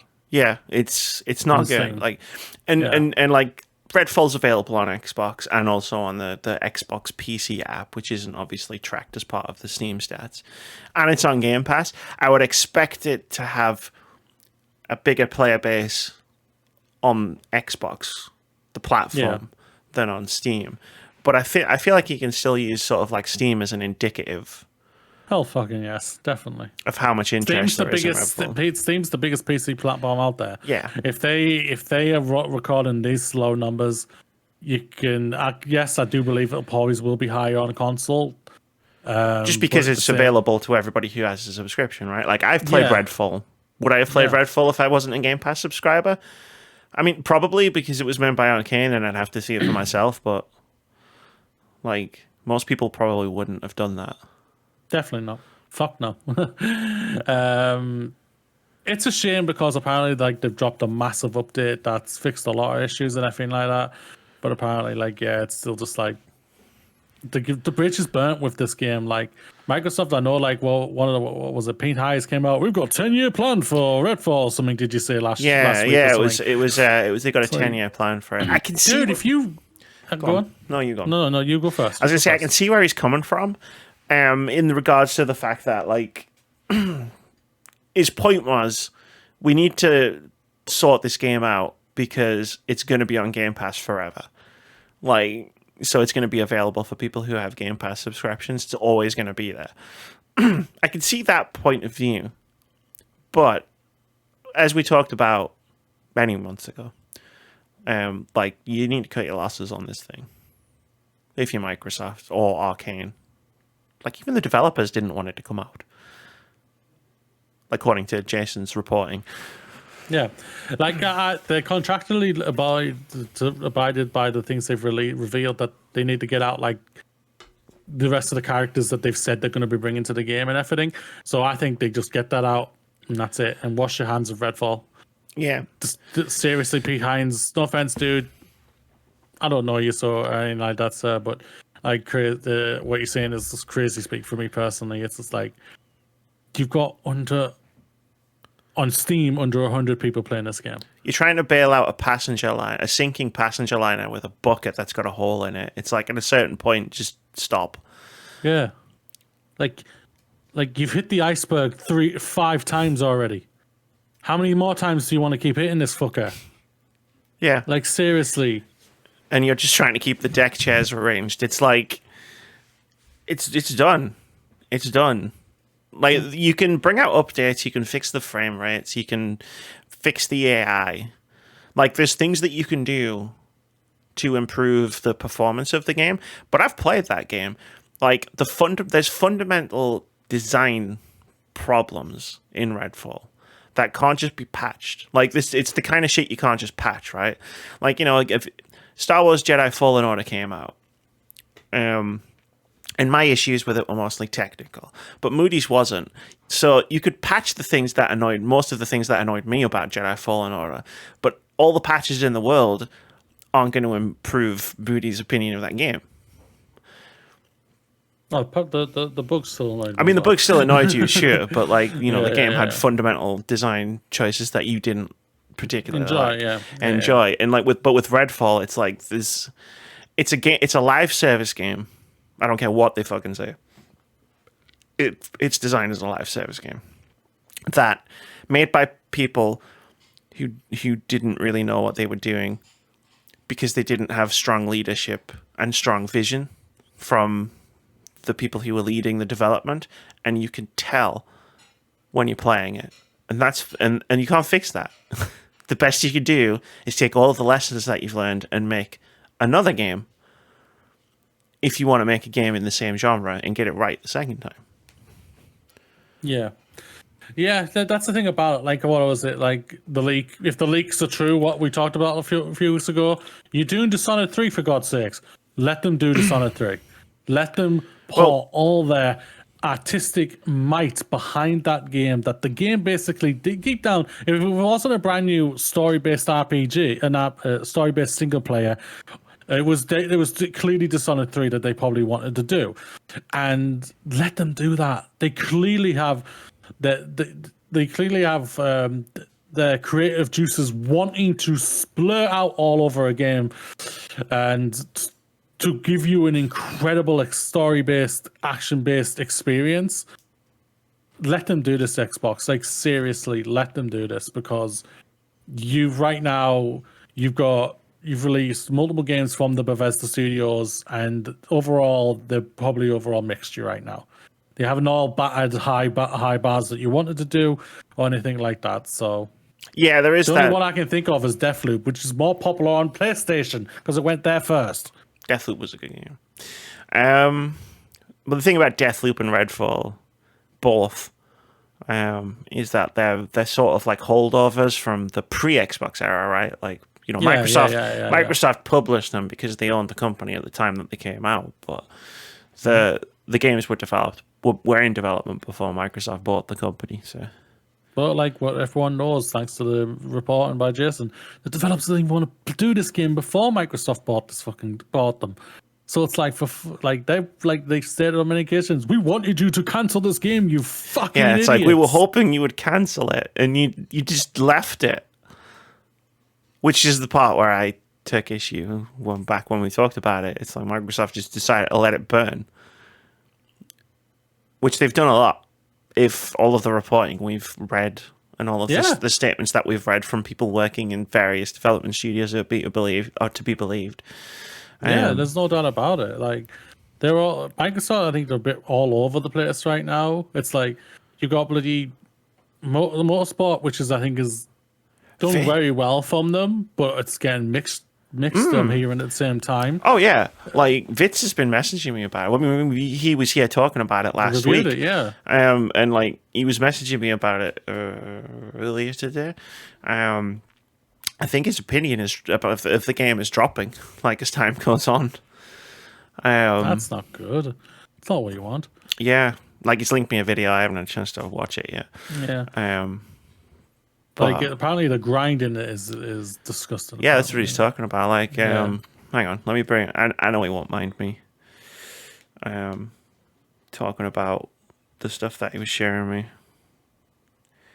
Got to push so many buttons to get to a thing. Yeah. Underbaked is what he's saying. Wow. Yeah, that's his main sort of takeaway of it. It's underbaked. It's ridiculous that Microsoft felt the need to launch it when they could have relied on Starfield to see them through until next year for first-party content. Yeah. Yeah, it's just Starfield, yeah. But even that's like mixed for a lot of people. It's sold incredibly well. But that's even like mixed overall mix. It's like lower than 76 when I couldn't believe that on Steam. When I saw that, I was thinking, fucking hell. And hell, if you're loving Starfield, that's fantastic. Yeah. Like I'm going to be playing it cross over Christmas along with Baldur's Gate 3. Like we'll see what happens. Like I'll start with Baldur's Gate 3. And if I don't click with that, I'll go to Starfield. If I don't click with either of them, and then I'll put them down and just find something else. Play Dino Crisis. Yeah. I'll do that. Yeah, why not? Yeah, it's like... It's just... You hear nothing but, for the most part, great things when it comes out, when it comes to the Nintendo's exclusive and everything like that. Because the 9 times out of 10, they batted out of the park. PlayStation's pretty much the same, but they sometimes also have a bit of a wobble sometimes. But when it comes to their first party, I think overall they normally bat it out of the park as well. Microsoft is still not there yet, and but their thing is, let's buy the studios, let's buy the publishers and everything like that. Let's just buy, so they can fill up Game Pass and everything like that.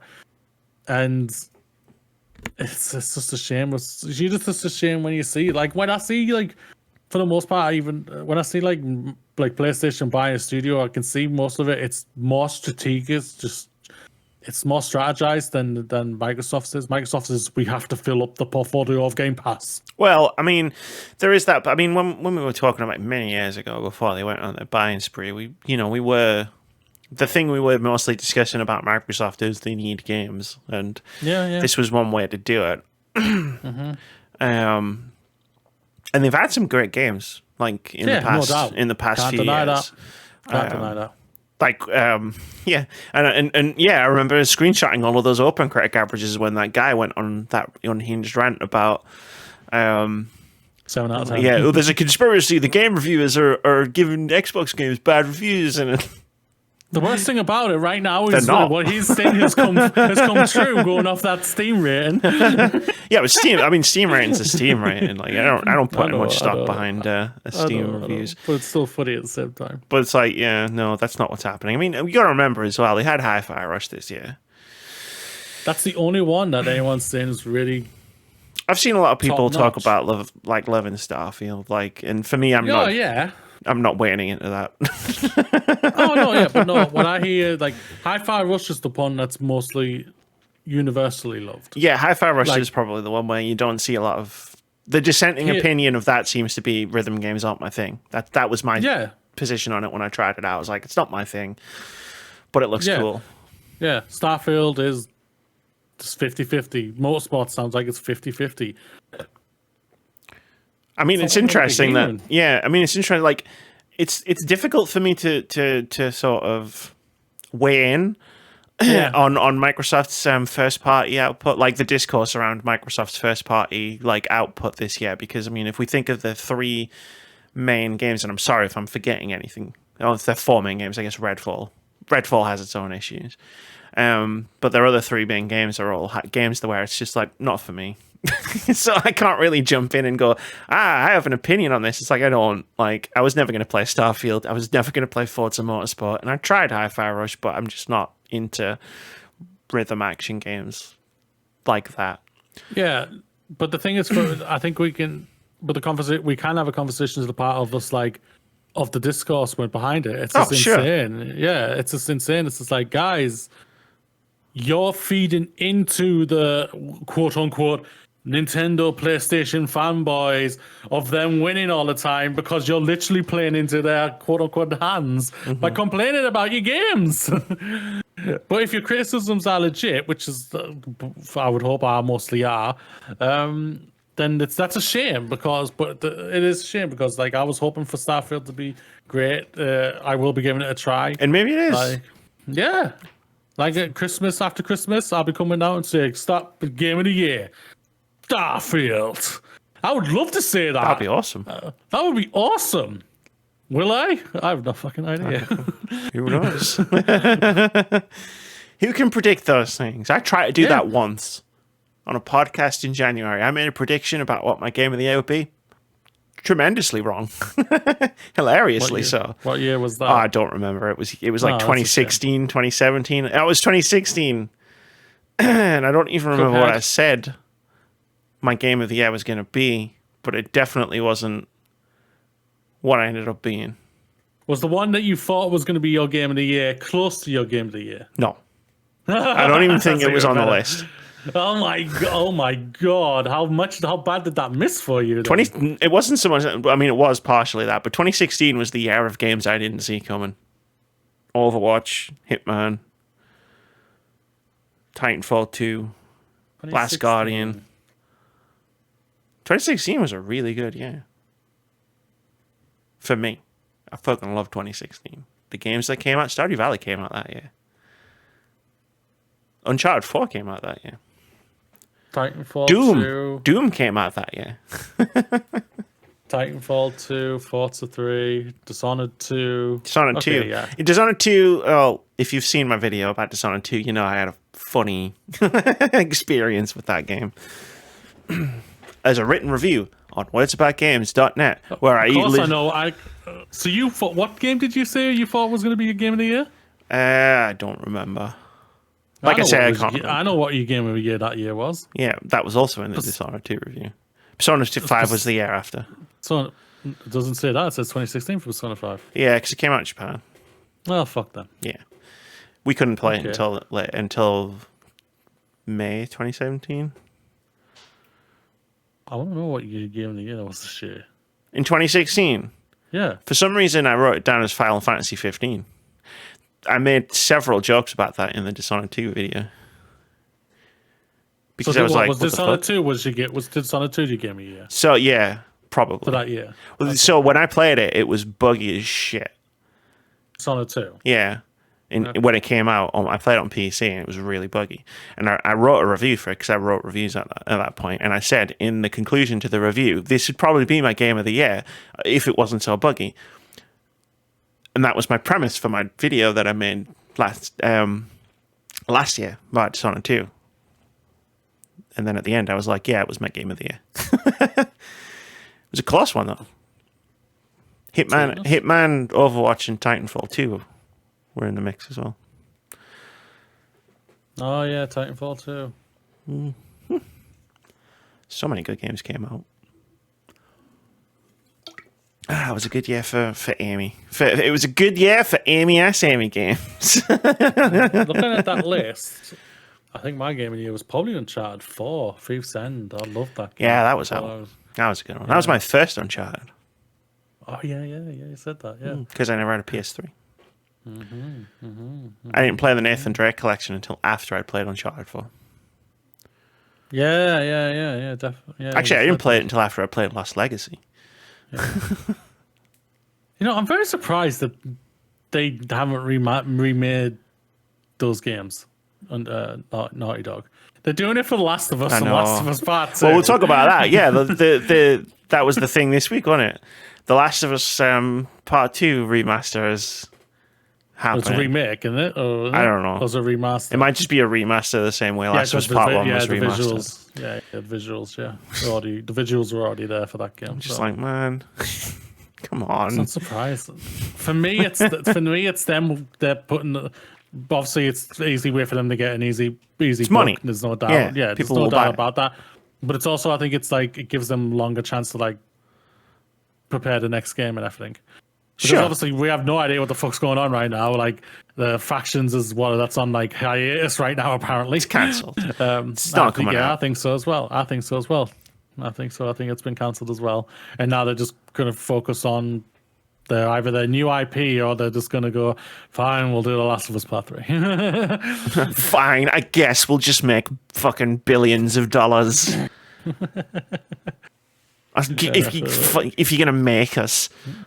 Yeah. Well, you know what has changed though? Current market conditions have changed for Telltale Games, so they've laid off some staff, Amy. Oh, have they? I'm shocked. Yeah. The company laying off staff due to market conditions. Yeah. You don't know how many staff they've laid off? No. According to this, Jonah Huang. He was a cinematic artist at Telltale Games. Said, "quote They've laid off most of us off in early September." End quote. And that's an interesting turn of phrase. Most of us is an interesting usage. The most of us part is the part that I'm focused on in that sentence. Yeah. So is Telltale going to go bust again? Eh? I don't know. Like. Telltale's on a weird journey. Went bust, came back. Okay, but it came back in like 2021, right? Announced the Expanse. Announced a ton of games, but they've only just started releasing them. And I don't know, like, it takes time to make games and stuff like that. But yeah, like, The Expanse is a great TV show. What I've played of the game so far is very good. I don't see it making a lot of money. No, I don't think it did either, because I'll stand by like what I said. The biggest reason why this has not been talked about, the Expanse show, the video game, they released it in 5 parts. They should have released it as a complete game. I think that would have helped conversations, because I think people have completely forgotten about talking about this game. Like I've stated, like on many occasions, like I've spoken like some like 2 of my members who I work with, and I think who were like love the Expanse TV show. They've asked me about it. I said I really enjoyed the game. It's really, really good. The character development, the character stories, the characters are just so well written and everything. They're incredibly well done. But the thing that set this game is that they released it in 5 parts, like Telltale always did. They should have put it all together. Yeah. And I think it would have been far simpler. It would have been far easier and everything for you can release episodic games as a whole package. Yeah, I should have just done it like that. The thing is about it, like they say because of current market conditions. Yes, the current market right now is all over the place because of the investment that the studios have done, and it's just completely backfired on them, and they've had to sack off a ton of staff and mismanagement and everything, like we've spoken about on multiple fucking occasions. Sure. That's why this is so annoying when we hear about this. The thing about this, what's even more annoying, though, Telltale, you've gone through this before. We saw what happened, literally, and it's really, really bad to think that they've done this again. Yeah, given the history of the Telltale Games, like I know they're 2 separate companies. Yeah. But like given the history of the first time, like I genuinely hope that they haven't done the same thing again, where they've overstaffed and overscoped and they've bitten off more than they can chew, and now it's coming back to bite them in the arse. Yeah, Like, because come of on. yeah, that's it's insane.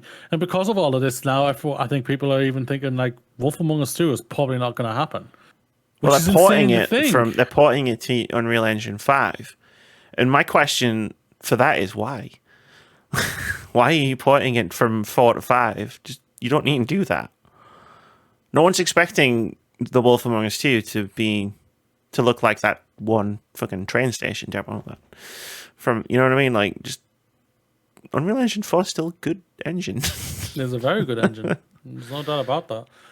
I don't know why the reasons are. I wouldn't be able to tell you the technical reasons or anything like that. But yeah, it's just like Telltale, short your shit out, man. It's like seriously. The thing about Telltale is even though they work with IP, like The Expanse and Wolf Among Us and whatever else they're working on, they make niche games. Like these types of games, they have their moment with The Walking Dead and the first season of The Walking Dead. And the very first Life is Strange, like in that sort of era. They had that moment of just explosive popularity. But and there's still an audience for them, clearly. We both play these games. And I know a lot of people do, but like it's a niche. It's like trying to expect a horror game to do like big sales numbers. It's not going to happen. And a narrative-driven adventure game such as The Expanse or The Wolf Among Us 2, like even like if you get a big IP behind it, like it's not going to do massive numbers unless you get like fucking Spider-Man or some shit. Like, and I think I don't know. I just it feels familiar. This feels familiar, and yeah, and that's the scary thing about it. And yeah, I mean, they also bought someone like 2 months ago as well. So I don't know what they're talking about current current market conditions. But like, you just made an acquisition of another company. So I mean, that's kind of, I mean, hey, it's just what we've been dealing with in 2023. But I mean, it doesn't help your statement of, oh, this was a difficult decision, but we had to take it because of current market conditions. Didn't you just spend a bunch of money on buying that company that made Erica? It's at the bottom of the news story. Is it? Yeah. Touch Video. I know. Flavorworks. They bought Flavorworks. And then sacked a bunch of people. Why don't you just not buy Flavorworks, Telltale? Twitch Video Technology. Yeah, it's a mobile thing, isn't it? Oh yeah, I know that. Yeah. Yeah, it's how they made Erica work on mobile. Fascinating. Well, the mobile market's got to be a big one for games like this. Like, if they can figure that shit out. But that's the only thing I can think of. Yeah, and they've probably maybe kept most of the team of Flavorworks because they'll know the technology better than anyone because they obviously helped develop it. And they're probably just throwing the games at them instead, like to get it on the mobile market because obviously it's the bigger market. So actually, I take that back. I don't know. Like, are like heavy narrative-driven games and mobile phones a good fit? No idea. I don't know that they would be. On that. Well, because you play like I don't play many mobile games, but you don't sit down to take dedicated time to play a mobile game like you would if you were sitting down on a PlayStation or something. Yeah, I guess the numbers would be. I guess they will have some sort of number, an algorithmic number or something, or stat that maybe shows that most of their games have been played on the Switch of late, maybe, which is more handheld than anything these days for a lot of people. Sure. And maybe I'm just there. I don't know why they've done this or anything like that. Obviously, why they've bought that company is to get the games on mobile. There's no doubt. It's an easy thought process when it comes to that. But if story-based games for mobiles would work, I don't know. If you hear me, I've always assumed that as someone who dips in and out of mobile games very infrequently, but I've always assumed that mobile games are like something that you should be able to play in bite-sized chunks, right? Like Yeah. when you're sitting on the toilet or you're on a bus or something and you need something to occupy your time for like 10, 15 minutes at a time. It's like that. Yeah. I couldn't imagine playing a bit of The Expanse. Like, and then being like, oh, well, time to get off the bus. I'm going to stop now, like in the middle of whatever I'm doing in The Expanse, you know, like. Yeah. No, yeah, oh, my neck. I'm right there with you. It would be interesting. But yeah, no. But it like, sucks. I hope everyone from the team lands on their feet. stop acquiring companies and then and then firing people. Jesus. Yeah, true. Fucking hell. That could also help.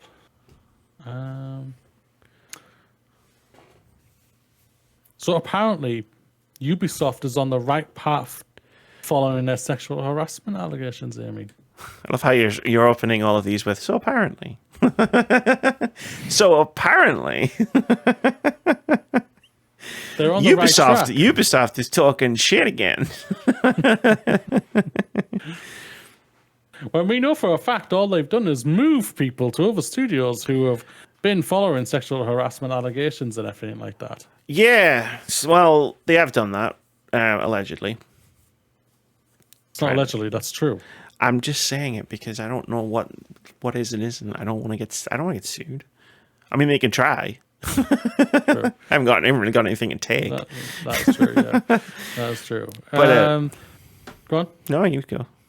I was going to say it, but it is kind of funny. Like that some of their people were arrested last week or 2 weeks ago. Some of their former people were arrested. Yeah, former people. Yeah, who were part of this whole thing of like sexual harassments and everything. So at least something's happening, I guess.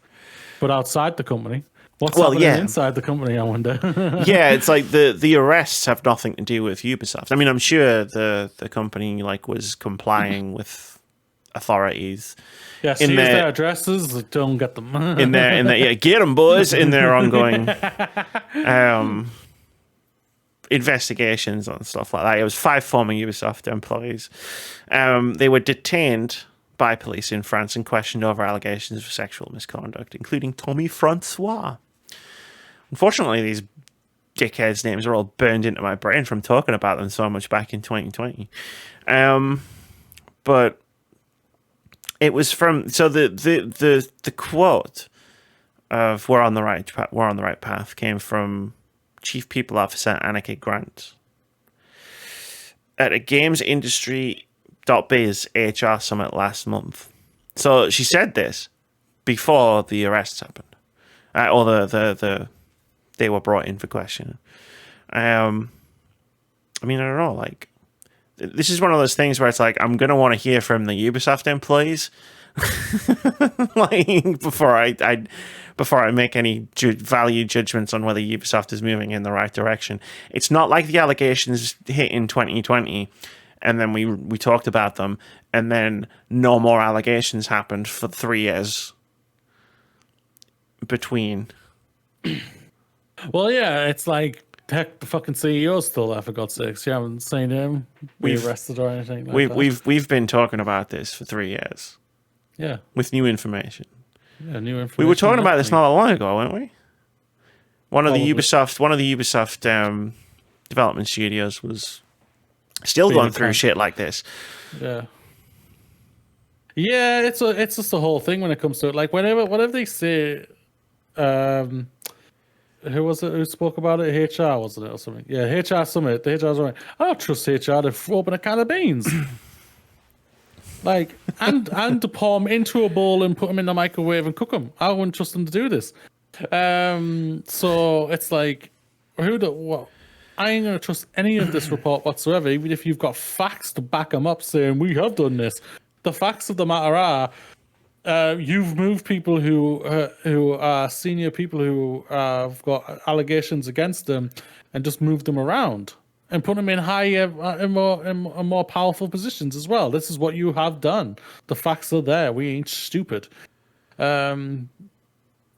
So yeah, I don't trust any of this whatsoever. Ubisoft. I hope everyone lands on the feet at the team, and eventually you just kick all the shit out, including that moronic CEO you got as a owner, whatever, and just get them the fuck out. Eve, I haven't talked about him for a while. Mm-hmm. Because he stayed quiet for once. About time. Hasn't said Actually, anything no. stupid. This has been the time where we actually need him to say some shit. Because But again, when he does, when he says shit, he either comes out says stupid shit, or he just says even stuff that does make incriminates him to us on an opinion level.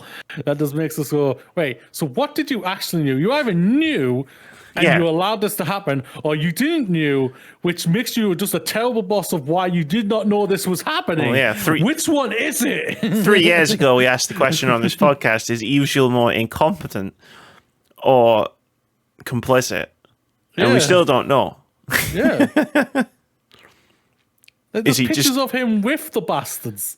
Come on, man.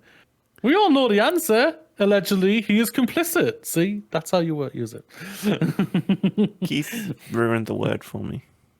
That's true. That's good.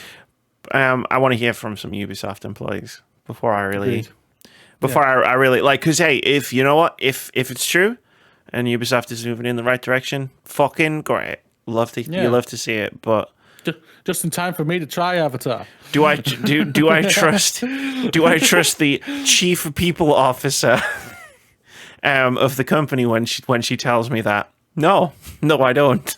It's like I said last week when we were talking about Epic. It's like I could give you the benefit of the doubt, but I'm not going to. Yeah.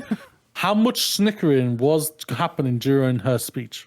No, she had her fingers crossed, like behind her back. Have you crossed your fingers behind your back? No, I don't know what you're talking about.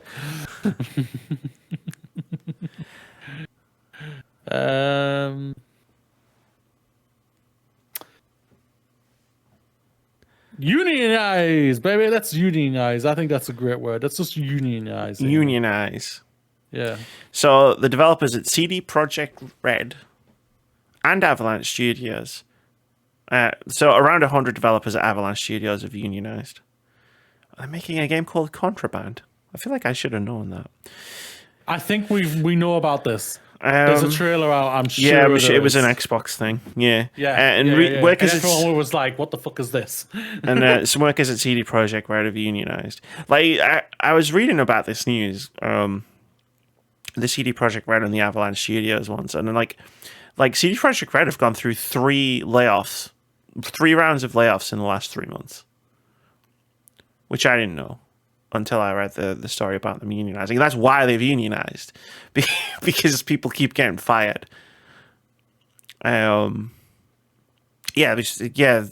even a quote on the Polish Game Dev Workers Union website which says, "We started talking about unionizing after the 2023 wave of layoffs, which started in July 2023, where they laid off 9% of their workforce." No, that's not very good, is it? I mean, yeah, we're overstaffed. Okay, like make a game then. Like, I don't know what to tell you. But sadly, this is just the thing. Not sadly, we've known about this for years. That this is just how studios are. They hit a point, they overstaff to get a game out on a certain date, and then they will eventually just get rid of the staff when they don't need them anymore and everything. And that's just how the video game industry is, and it sucks. But they do. Like, this is the part that I never understand. I mean, I do, because unfortunately, I do, but like, it's the part I never get about video game studios' short-sightedness. It's like, well, we don't need the staff because, we've released our game now, and it's like, okay, and then in a few years when you're deep in development on the next game, what the fuck are you going to do? You're going to hire a bunch of people. What if... Basically, yes. What if you kept the people who made the last game, and then they have a lot of experience, like, in your studio, and then they make the next game? It's a fucking wild concept, I know. But they as always have to prove that they've made money and made more money than they did the year before. Yeah, well, that's why I said unfortunately I do understand why they do this. Yeah. Excuse me. That line's got to keep going up. Yeah, and it's crap, but thankfully these are unionizing. People are unionizing, which is, I think, it's going to be becoming an even larger trend in the video game industry.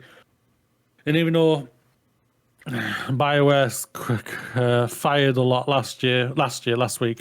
Actually, Yeah. Can we talk about BioWare for a minute? Because I read that column you linked in the Discord. Yes. And obviously it was mostly about the same thing that we talked about last week, about the severance pay. And the workers the ex-BioWare employees that are suing BioWare for their full severance pay.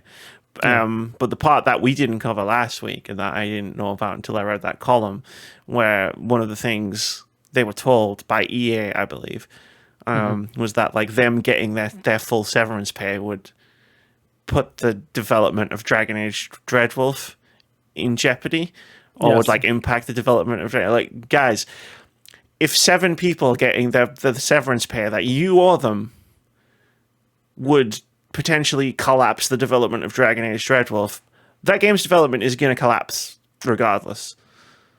Like, because you are going to go over budget at some point. So if the tyro if it's that narrow, right, between like getting the game out and not getting the game out, it's done. You're done.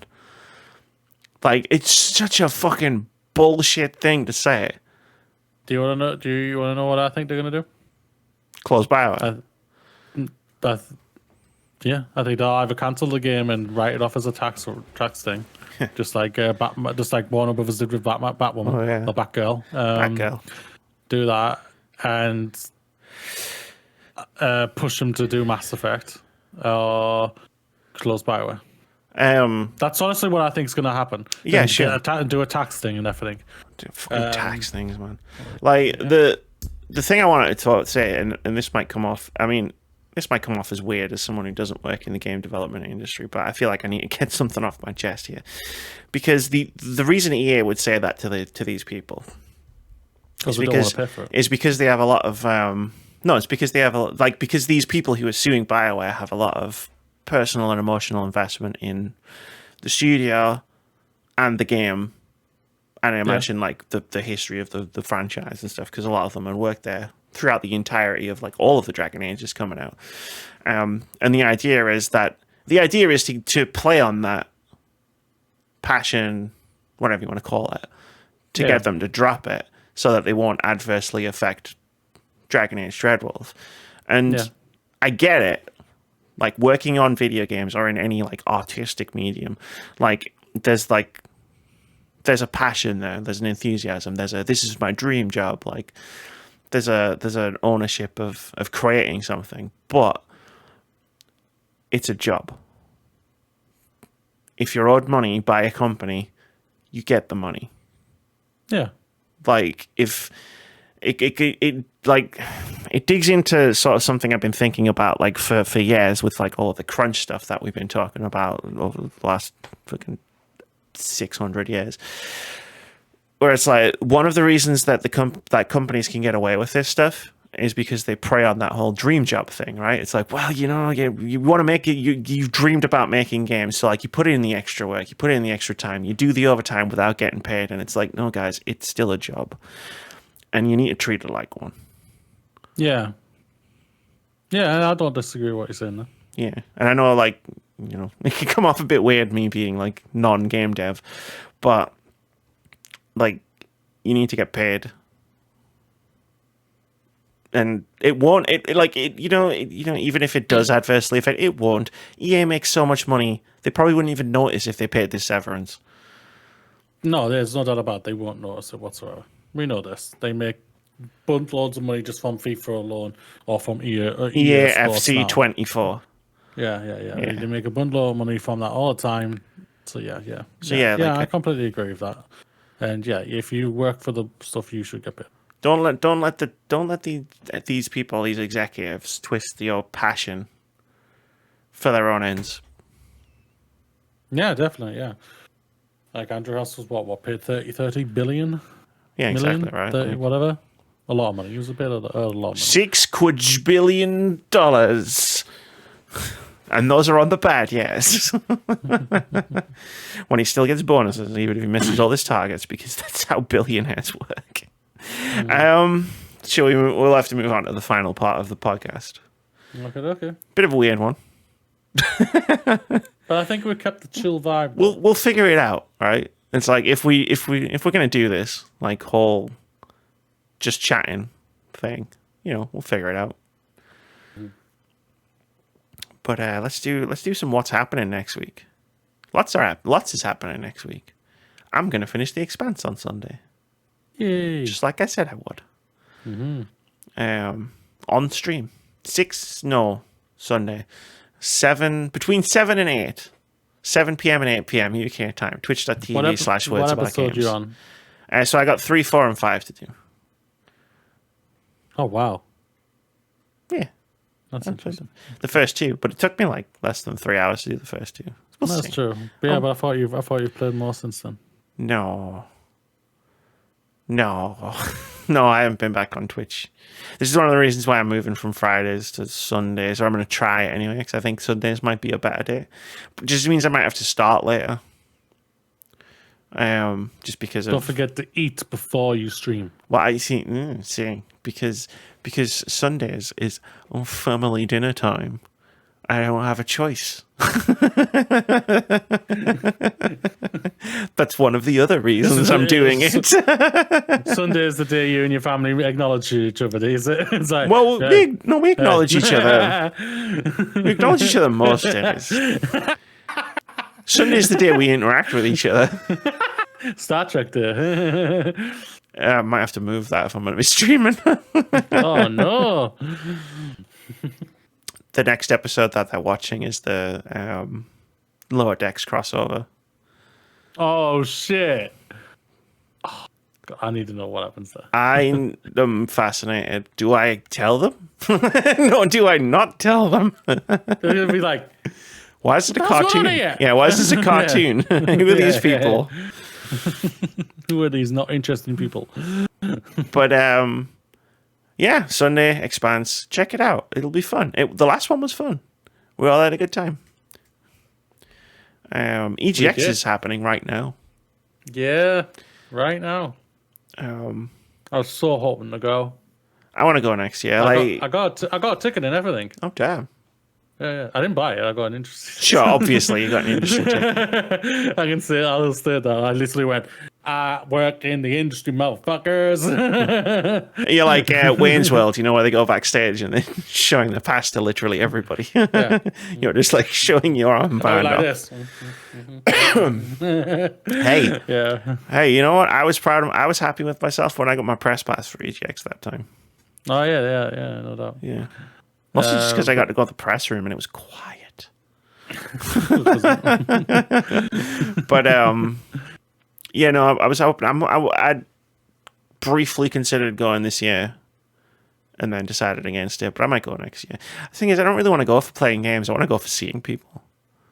So, like, if I was going to do it, I'd make it a big organization thing where it's like, who's coming to London? Not even like who's coming to EGX. It's like, who's coming to London? Let's all see each other. Because I miss the people who, like, there's people who I only see at EGX who I haven't seen since the last time I went. That was 2019. That was 2019, yeah. And that was a long time ago. 4 years ago. Yeah. That was also when I played Hollow Knight Silk Song. Oh. On a Nintendo Switch. How much does that sting? The pain is getting less and less, but only because like it's dulling with time. Yeah. Maybe now they've just decided, we're not going to put it on the Switch. Maybe it's the Switch that's holding the back, but as they know there's a Switch 2 coming. It's not that kind of game. Maybe it is now because they kept making it bigger. No, I pick it in Fantasy Critic for the meme, obviously. But like in terms of like I've convinced myself it's been cancelled. And that's helping. But yeah, if you're at EGX, and I know a lot of people who are there, I hope you're having a good time. One that I'll definitely never get to go to because it's on the other side of the world. Next week, South by Southwest Sydney Games Festival is happening, which I didn't write the dates down for like an idiot, but it starts on Wednesday next week. And then every video game in the world comes out. In the world. Spider-Man 2, Super Mario Bros. Wonder, Slay the Princess, World of Horror, others. Endless Dungeons coming out. Like, Boomerang sent me loads of the Fallen, so I did the notes where I was writing down all of the video games that I was looking at the video games that were coming out. I've got an unopened copy of Assassin's Creed Mirage on my desk, and then as I was looking at all of the games that were coming out next week and going, I got an email where it was like loads of the Fallen dispatched, and I just went, that's never gonna happen. You put lots of the Fallen in your list? Yeah. I like Souls games. Remember? That's true. I like that weird janky one that was set in the French Revolution with robots last year. Interesting. What was that called? No idea. Steel Rising. I played that all the way through last year and I enjoyed it. That was a good game. Wasn't amazing. Cool. But it was a good game. But yeah, loads of the Fallen. Maybe I'll try it. I don't know. Thing is, one of my favorite games of the year was Dead Island 2, and everyone says that was average. And I'm like, it was fine. It was great. It was fun. Who knows? That's true. Speaking of Lords of the Fallen, let's do a quick little OpenCritic Head-To-Head. This is the game we play every week where we try to guess the OpenCritic average of upcoming games. Whoever guesses closest to the score gets a point. And if you manage to guess the score correctly, you get 2 points. Last week, we tried to guess the OpenCritic average of 2 games. I almost said 3, even though there's 2 in front of me. The first one we tried to guess the OpenCritic average for was Total War Pharaoh, where I guessed it would get a 74, Moody guessed it would get an 81, and Vitz guessed it would get an 80. And at the time of recording, Total War Pharaoh has an OpenCritic average of 78, which means Vitz gets a point. Go Vitz. Go Vitz indeed. It started low and then it just kept crawling up and up and up and up. And I was like, it's not coming to me. It's like, fall to me. And then I had that moment where I was like, wait, I'm actively rooting for a game to get worse reviews. Who have I become?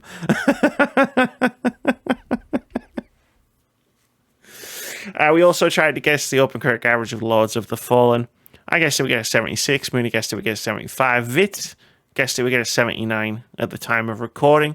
Lords of the Fallen has an OpenCritic average of 74, which means Moody gets the point, and that puts the current scores at Amy 31, Moody 29, and Vitz 2. And 2 draws. But Vitz hasn't done that many. It's not like he's really bad at the game or anything. I don't think that, like, if Vitz had been playing with us every week, I don't think it's statistically possible that he would be that far behind. Like, just from, like, sheer dumb luck alone. Which is what this entire game is based on. He would definitely be closer. I've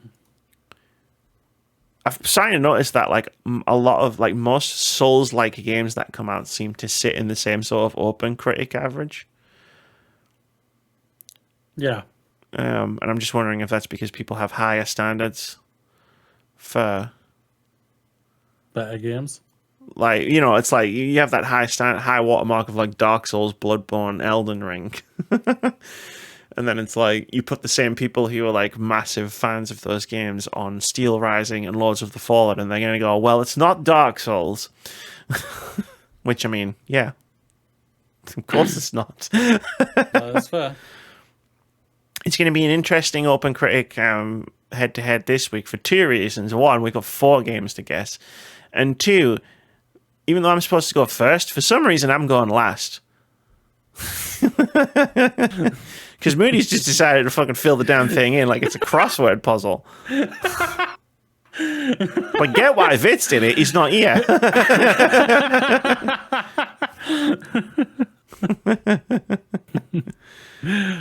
The whole point is that I'm supposed to go first. But anyway, I'm actually going to do this. I know I've put them in a certain order, but I'm actually going to do this backwards. Okay. Which doesn't matter, Sonic Superstars, Amy. Sonic Superstars said it would do an 80. Vitz said it would do a 78. Where do you land? Sonic territory. 72. When was the last time a Sonic game reviewed well?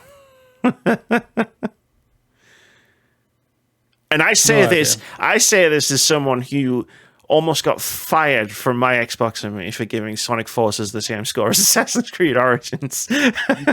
Didn't Sonic Generations do good?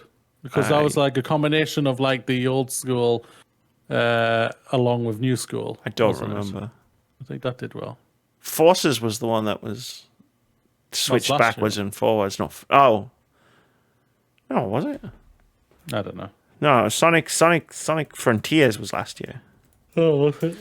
Sonic Forces was the crazy one from 27, whenever Assassin's Creed Origins came out, and my opinion of that game got me in trouble with some people.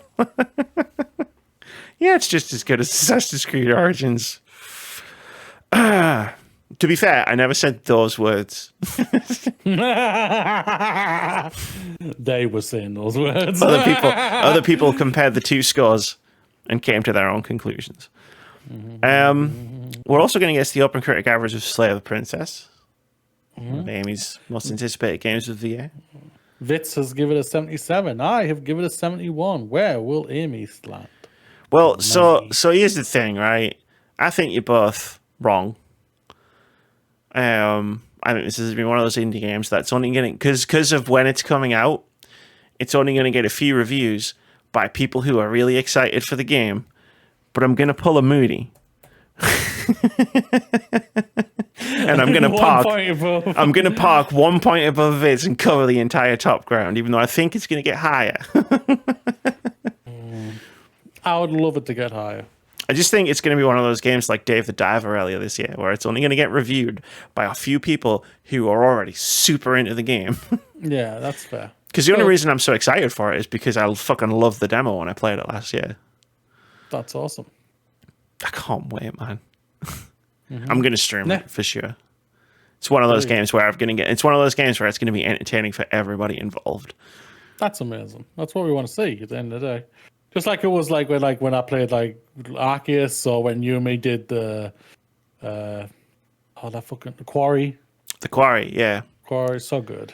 The concept of it's startlingly similar to a kind of Stanley Parable type thing, where it's like you make a choice. You basically like each like screen you go through, it's like, and you make a choice, and then some shit fucking goes down, and then you go back and you make a different choice and different shit happens. And it's like what I played of the demo, like they released an updated demo this year, and I was just like, I'm not playing it. I played a demo with like a few different scenes in it last year. I want the rest of this game to be fresh for me when it comes out. That's fair. That is completely fair. I think that's and it's got voice acting, so I don't have to do the voices. Oh, fantastic. I don't like doing the voices. I think that's the only thing that holds me back on certain games. There's no voice acting. I don't know. Like, I think you'll enjoy watching me play it. Oh, definitely. I think this will be a lost judgment situation.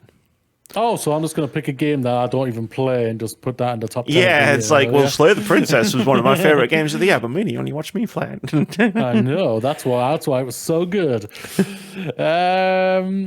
Next up is Super Mario Bros. Wonder. Vitz has gone crazy to 92. I've gone 88, never fails, and Amy has gone an 86. Yeah. Well, you camp the high ground, so I might as well take my shot. I think it's going to be in the 80s. I don't think it's going to be 90s. I don't think it's going to revolutionize, but I think it's going to be a game that's going to be a high-rated one. No doubt. Oh, don't doubt. It's a Super Mario Brothers, but I think it's the 3D games that are like up Odyssey in the highs. And all that. Yeah. That's the one where I think everyone's expecting next is the next 3D one, which is probably going to be next year or the year after. It'll be whenever the Switch 2 comes out. So next year. Or the year after. Probably next year. Final is Marvel's Spider-Man 2. Fitz has gone 90. I have gone 88. Never fails. The funny thing is, 88 fails all the fucking time. It does indeed. I think it's going to land where the first one landed on OpenCritic, which was 88. Was it Spider-Man 1? Did that start the meme? 88 never fails. No. It was last year that did 88. It was last Because I know year, I named my team 88. Is great, actually. So that had been before last year. I think I just had lots of games in 2021 that just got 88 or something. Yeah. You had a lot. There was a lot. Pretty much back to back, I think. I basically picked all of the games that got 88 on OpenCritic. 1 year. 85. Mm-hmm. Yeah. Do you know what I keep hearing? And I'm sure it's an improvement on Spider-Man in many ways. But I keep hearing this phrase coming back around every now and again. Not often, just enough to make my spider sense tingle. Do you see what I did there? Which is more of the same. And I'm like, But that's not surprising. It's not a bad thing for people who loved Spider-Man, but when I'm thinking of people reviewing the game, more of the same no, tends that's to. fair. Well, Miles Morales was 85. Smaller game, obviously, compared to what the first Spider-Man was. But with this one, with the Spider-Man 2, pretty much everyone's saying it's like, because people have got it, they've played it. Well, someone broke review embargo today. Have they? Yeah, they privated the video super fast, but OpenCritic has it on there. It's an unscored review, but yeah, because when I went on OpenCritic, I was like, Spider-Man was on as like review today, and I was like, no, Excuse me? no, it wasn't. No. And then I clicked it, and there's like one review on there, and I was like, oh, someone's in trouble. So yeah, like Game Explain, I think was the name of the channel. Like they published their review, probably by accident. Fucking open, so It's really easy to do. Like if you just forget to put click the schedule button, you can just accidentally publish a video really easily. Yeah. No, for me, it's like I kind of know what I'm getting with this game, Spider-Man 2. So I feel like I'm getting the same as what we were expecting from the first one, which for me is not a bad thing whatsoever. I kind of feel like I need something that's just the same thing I've had before, if you know what I mean. I feel like that's what I'm kind of needing right now. Sure. What's wrong with that? Oh yeah. I don't mean there is. Yeah, I know that. So maybe it'll be something. I think that's why I'm not vibrant. I think for the opposite reason as to what you just said is why I'm not like super massively hyped for it right now. Is because I want something different. Like in the same vein, it's like I need something that's really different from what I've played before. Yeah, and that going off what you told me about Slayer the Princess, it's that you know what you're gonna get. Chaos. You know that you're not. You know what you're not gonna get. I know. I'm gonna get something. Well, I feel like I'm missing out on like just a storied game right now that's just hooked me, and I don't think I've had that many of those of late. So you swing around, you beat some guys up, get some cutscenes, swing around again. Yeah, well, my biggest thing was pigeons. Always clean some clouds. Yeah, take some photos while plummeting to the ground. You know, it's the whole thing. Yeah. No doubt about it. I think the game's going to be great. It's going to be good. It's going to be a good game. I can't see it. I can't see them fumbling it that badly. Like how for fuck's sake, God of War last year was the same as the one before. Mm-hmm. Nothing wrong with that. No, I enjoyed that game as well. Yeah. We both enjoyed that game, so it's gonna be great. I think we're gonna have a fun time. Hopefully, I'll try that Slay the Princess one. Slay the Princess, not Slay the Princess. Man, imagine if we had Buffy the Princess, Buffy the Vampire Slayer Princess. Slayer the Princess. Have you seen her doing an audible for Buffy the Vampire Slayer? No. And they're bringing most of the original cast back, apart from Sarah Michelle Gellar. I think they've got a different cast. I guess she didn't want to do it. Was that not the video game as well? Way back when they did the video game, they got everyone but Sarah Michelle Gellar. Like, Spike's back, Cordelia's back, Anya's back, Willow's first girlfriend's back. Tara. That's it. Tara. Yeah, she's back. Yeah, Except they're Americans, so they pronounce it Tara. Just to confuse the shit out of me when I was 14.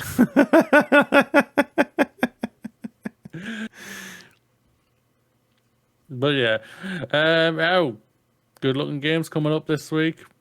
Multiple different type of things. You can't ask for much more. I think this is one of those weeks where it's like most people are gonna have something. Yeah, no doubt about it. Like, there's some fun ass games coming up. Like, thankfully the weekend's coming up, so maybe I can smash out a game if I feel like it. But at the same time, if I don't touch Mortal Kombat and Mirage and Assassin's Creed March over the weekend, I'm just gonna be like, right, I'm returning you, Postman. Well, I need to return something for come back to get Spider-Man sent to me. So. Yeah, no doubt. The thing is, I haven't played any of them. Like, I'm sitting there going, ooh, should I return this? Should I return this? It's like, Amy, you're playing Final Fantasy X. You can return one of these games. I mean, that's it. How are you doing with Final Fantasy X? I'm intrigued. Like I said, I haven't played since the last time. I haven't played anything since the last time we talked about it. Oh, okay, that's fair. Yeah, you did say that at the beginning. It's 2 hours later. No, it's just been one of those kind of weeks where it's like, I don't really have a lot of time or energy. Yeah. I have a lot of time over the next few days, though, and I will be using it to play video games. And I'll probably try Final Fantasy X a bit more. Sweetness. It's one thing I did play, but it's nothing of interest. I started Pokemon Let's Go Eevee again. Oh, for the heck of it. I don't know why. I was just thinking. Yeah, I was just thinking, I'm feeling a Pokemon game.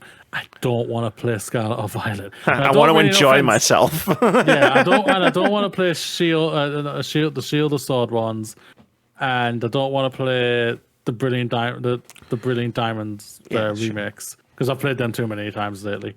So I'm just like, I've got Let's Go. I've got Pokemon. I've got Eevee. Let's Go game. So let's go for it. Yeah, why not? Yeah. We should. Everyone needs to make their game playing decisions more based on what they're feeling in the moment than what they think they should be playing. Yeah. No doubt. And if you miss out on conversations, tough. The conversation I've had this discussion. The conversations are still there. You can still have conversations with people. Even if those conversations are from people say, "Well, I talked about this 2 months ago, so go fuck yourself." Well, then you shouldn't be having conversations with that person at all. Never mind just about video games, because they're clearly a fucking dick. Oh, well, actually, I talked about this 2 months ago. Shut up. Well, man. Actually, I punched you in the face 2 months ago, and it felt good. You want it again? What? Bam! Oh no! That's going to do it for episode 373 of the Words About Games podcast. What a great place to end. Great place to end, indeed. No doubt about it. I mean, do you have any closing final words of wisdom for us? Ooh. It's the weekend, everybody. Be awesome. Tell your family you love them. Have an amazing weekend. Because why? Because you are amazing and you deserve to be here. Go out, high five the sky, seize the moment, be bold, and kick ass. Have an amazing weekend. Because we'll be back next week. On Video Game Day. Video Game Day. When Video Game Day comes around again.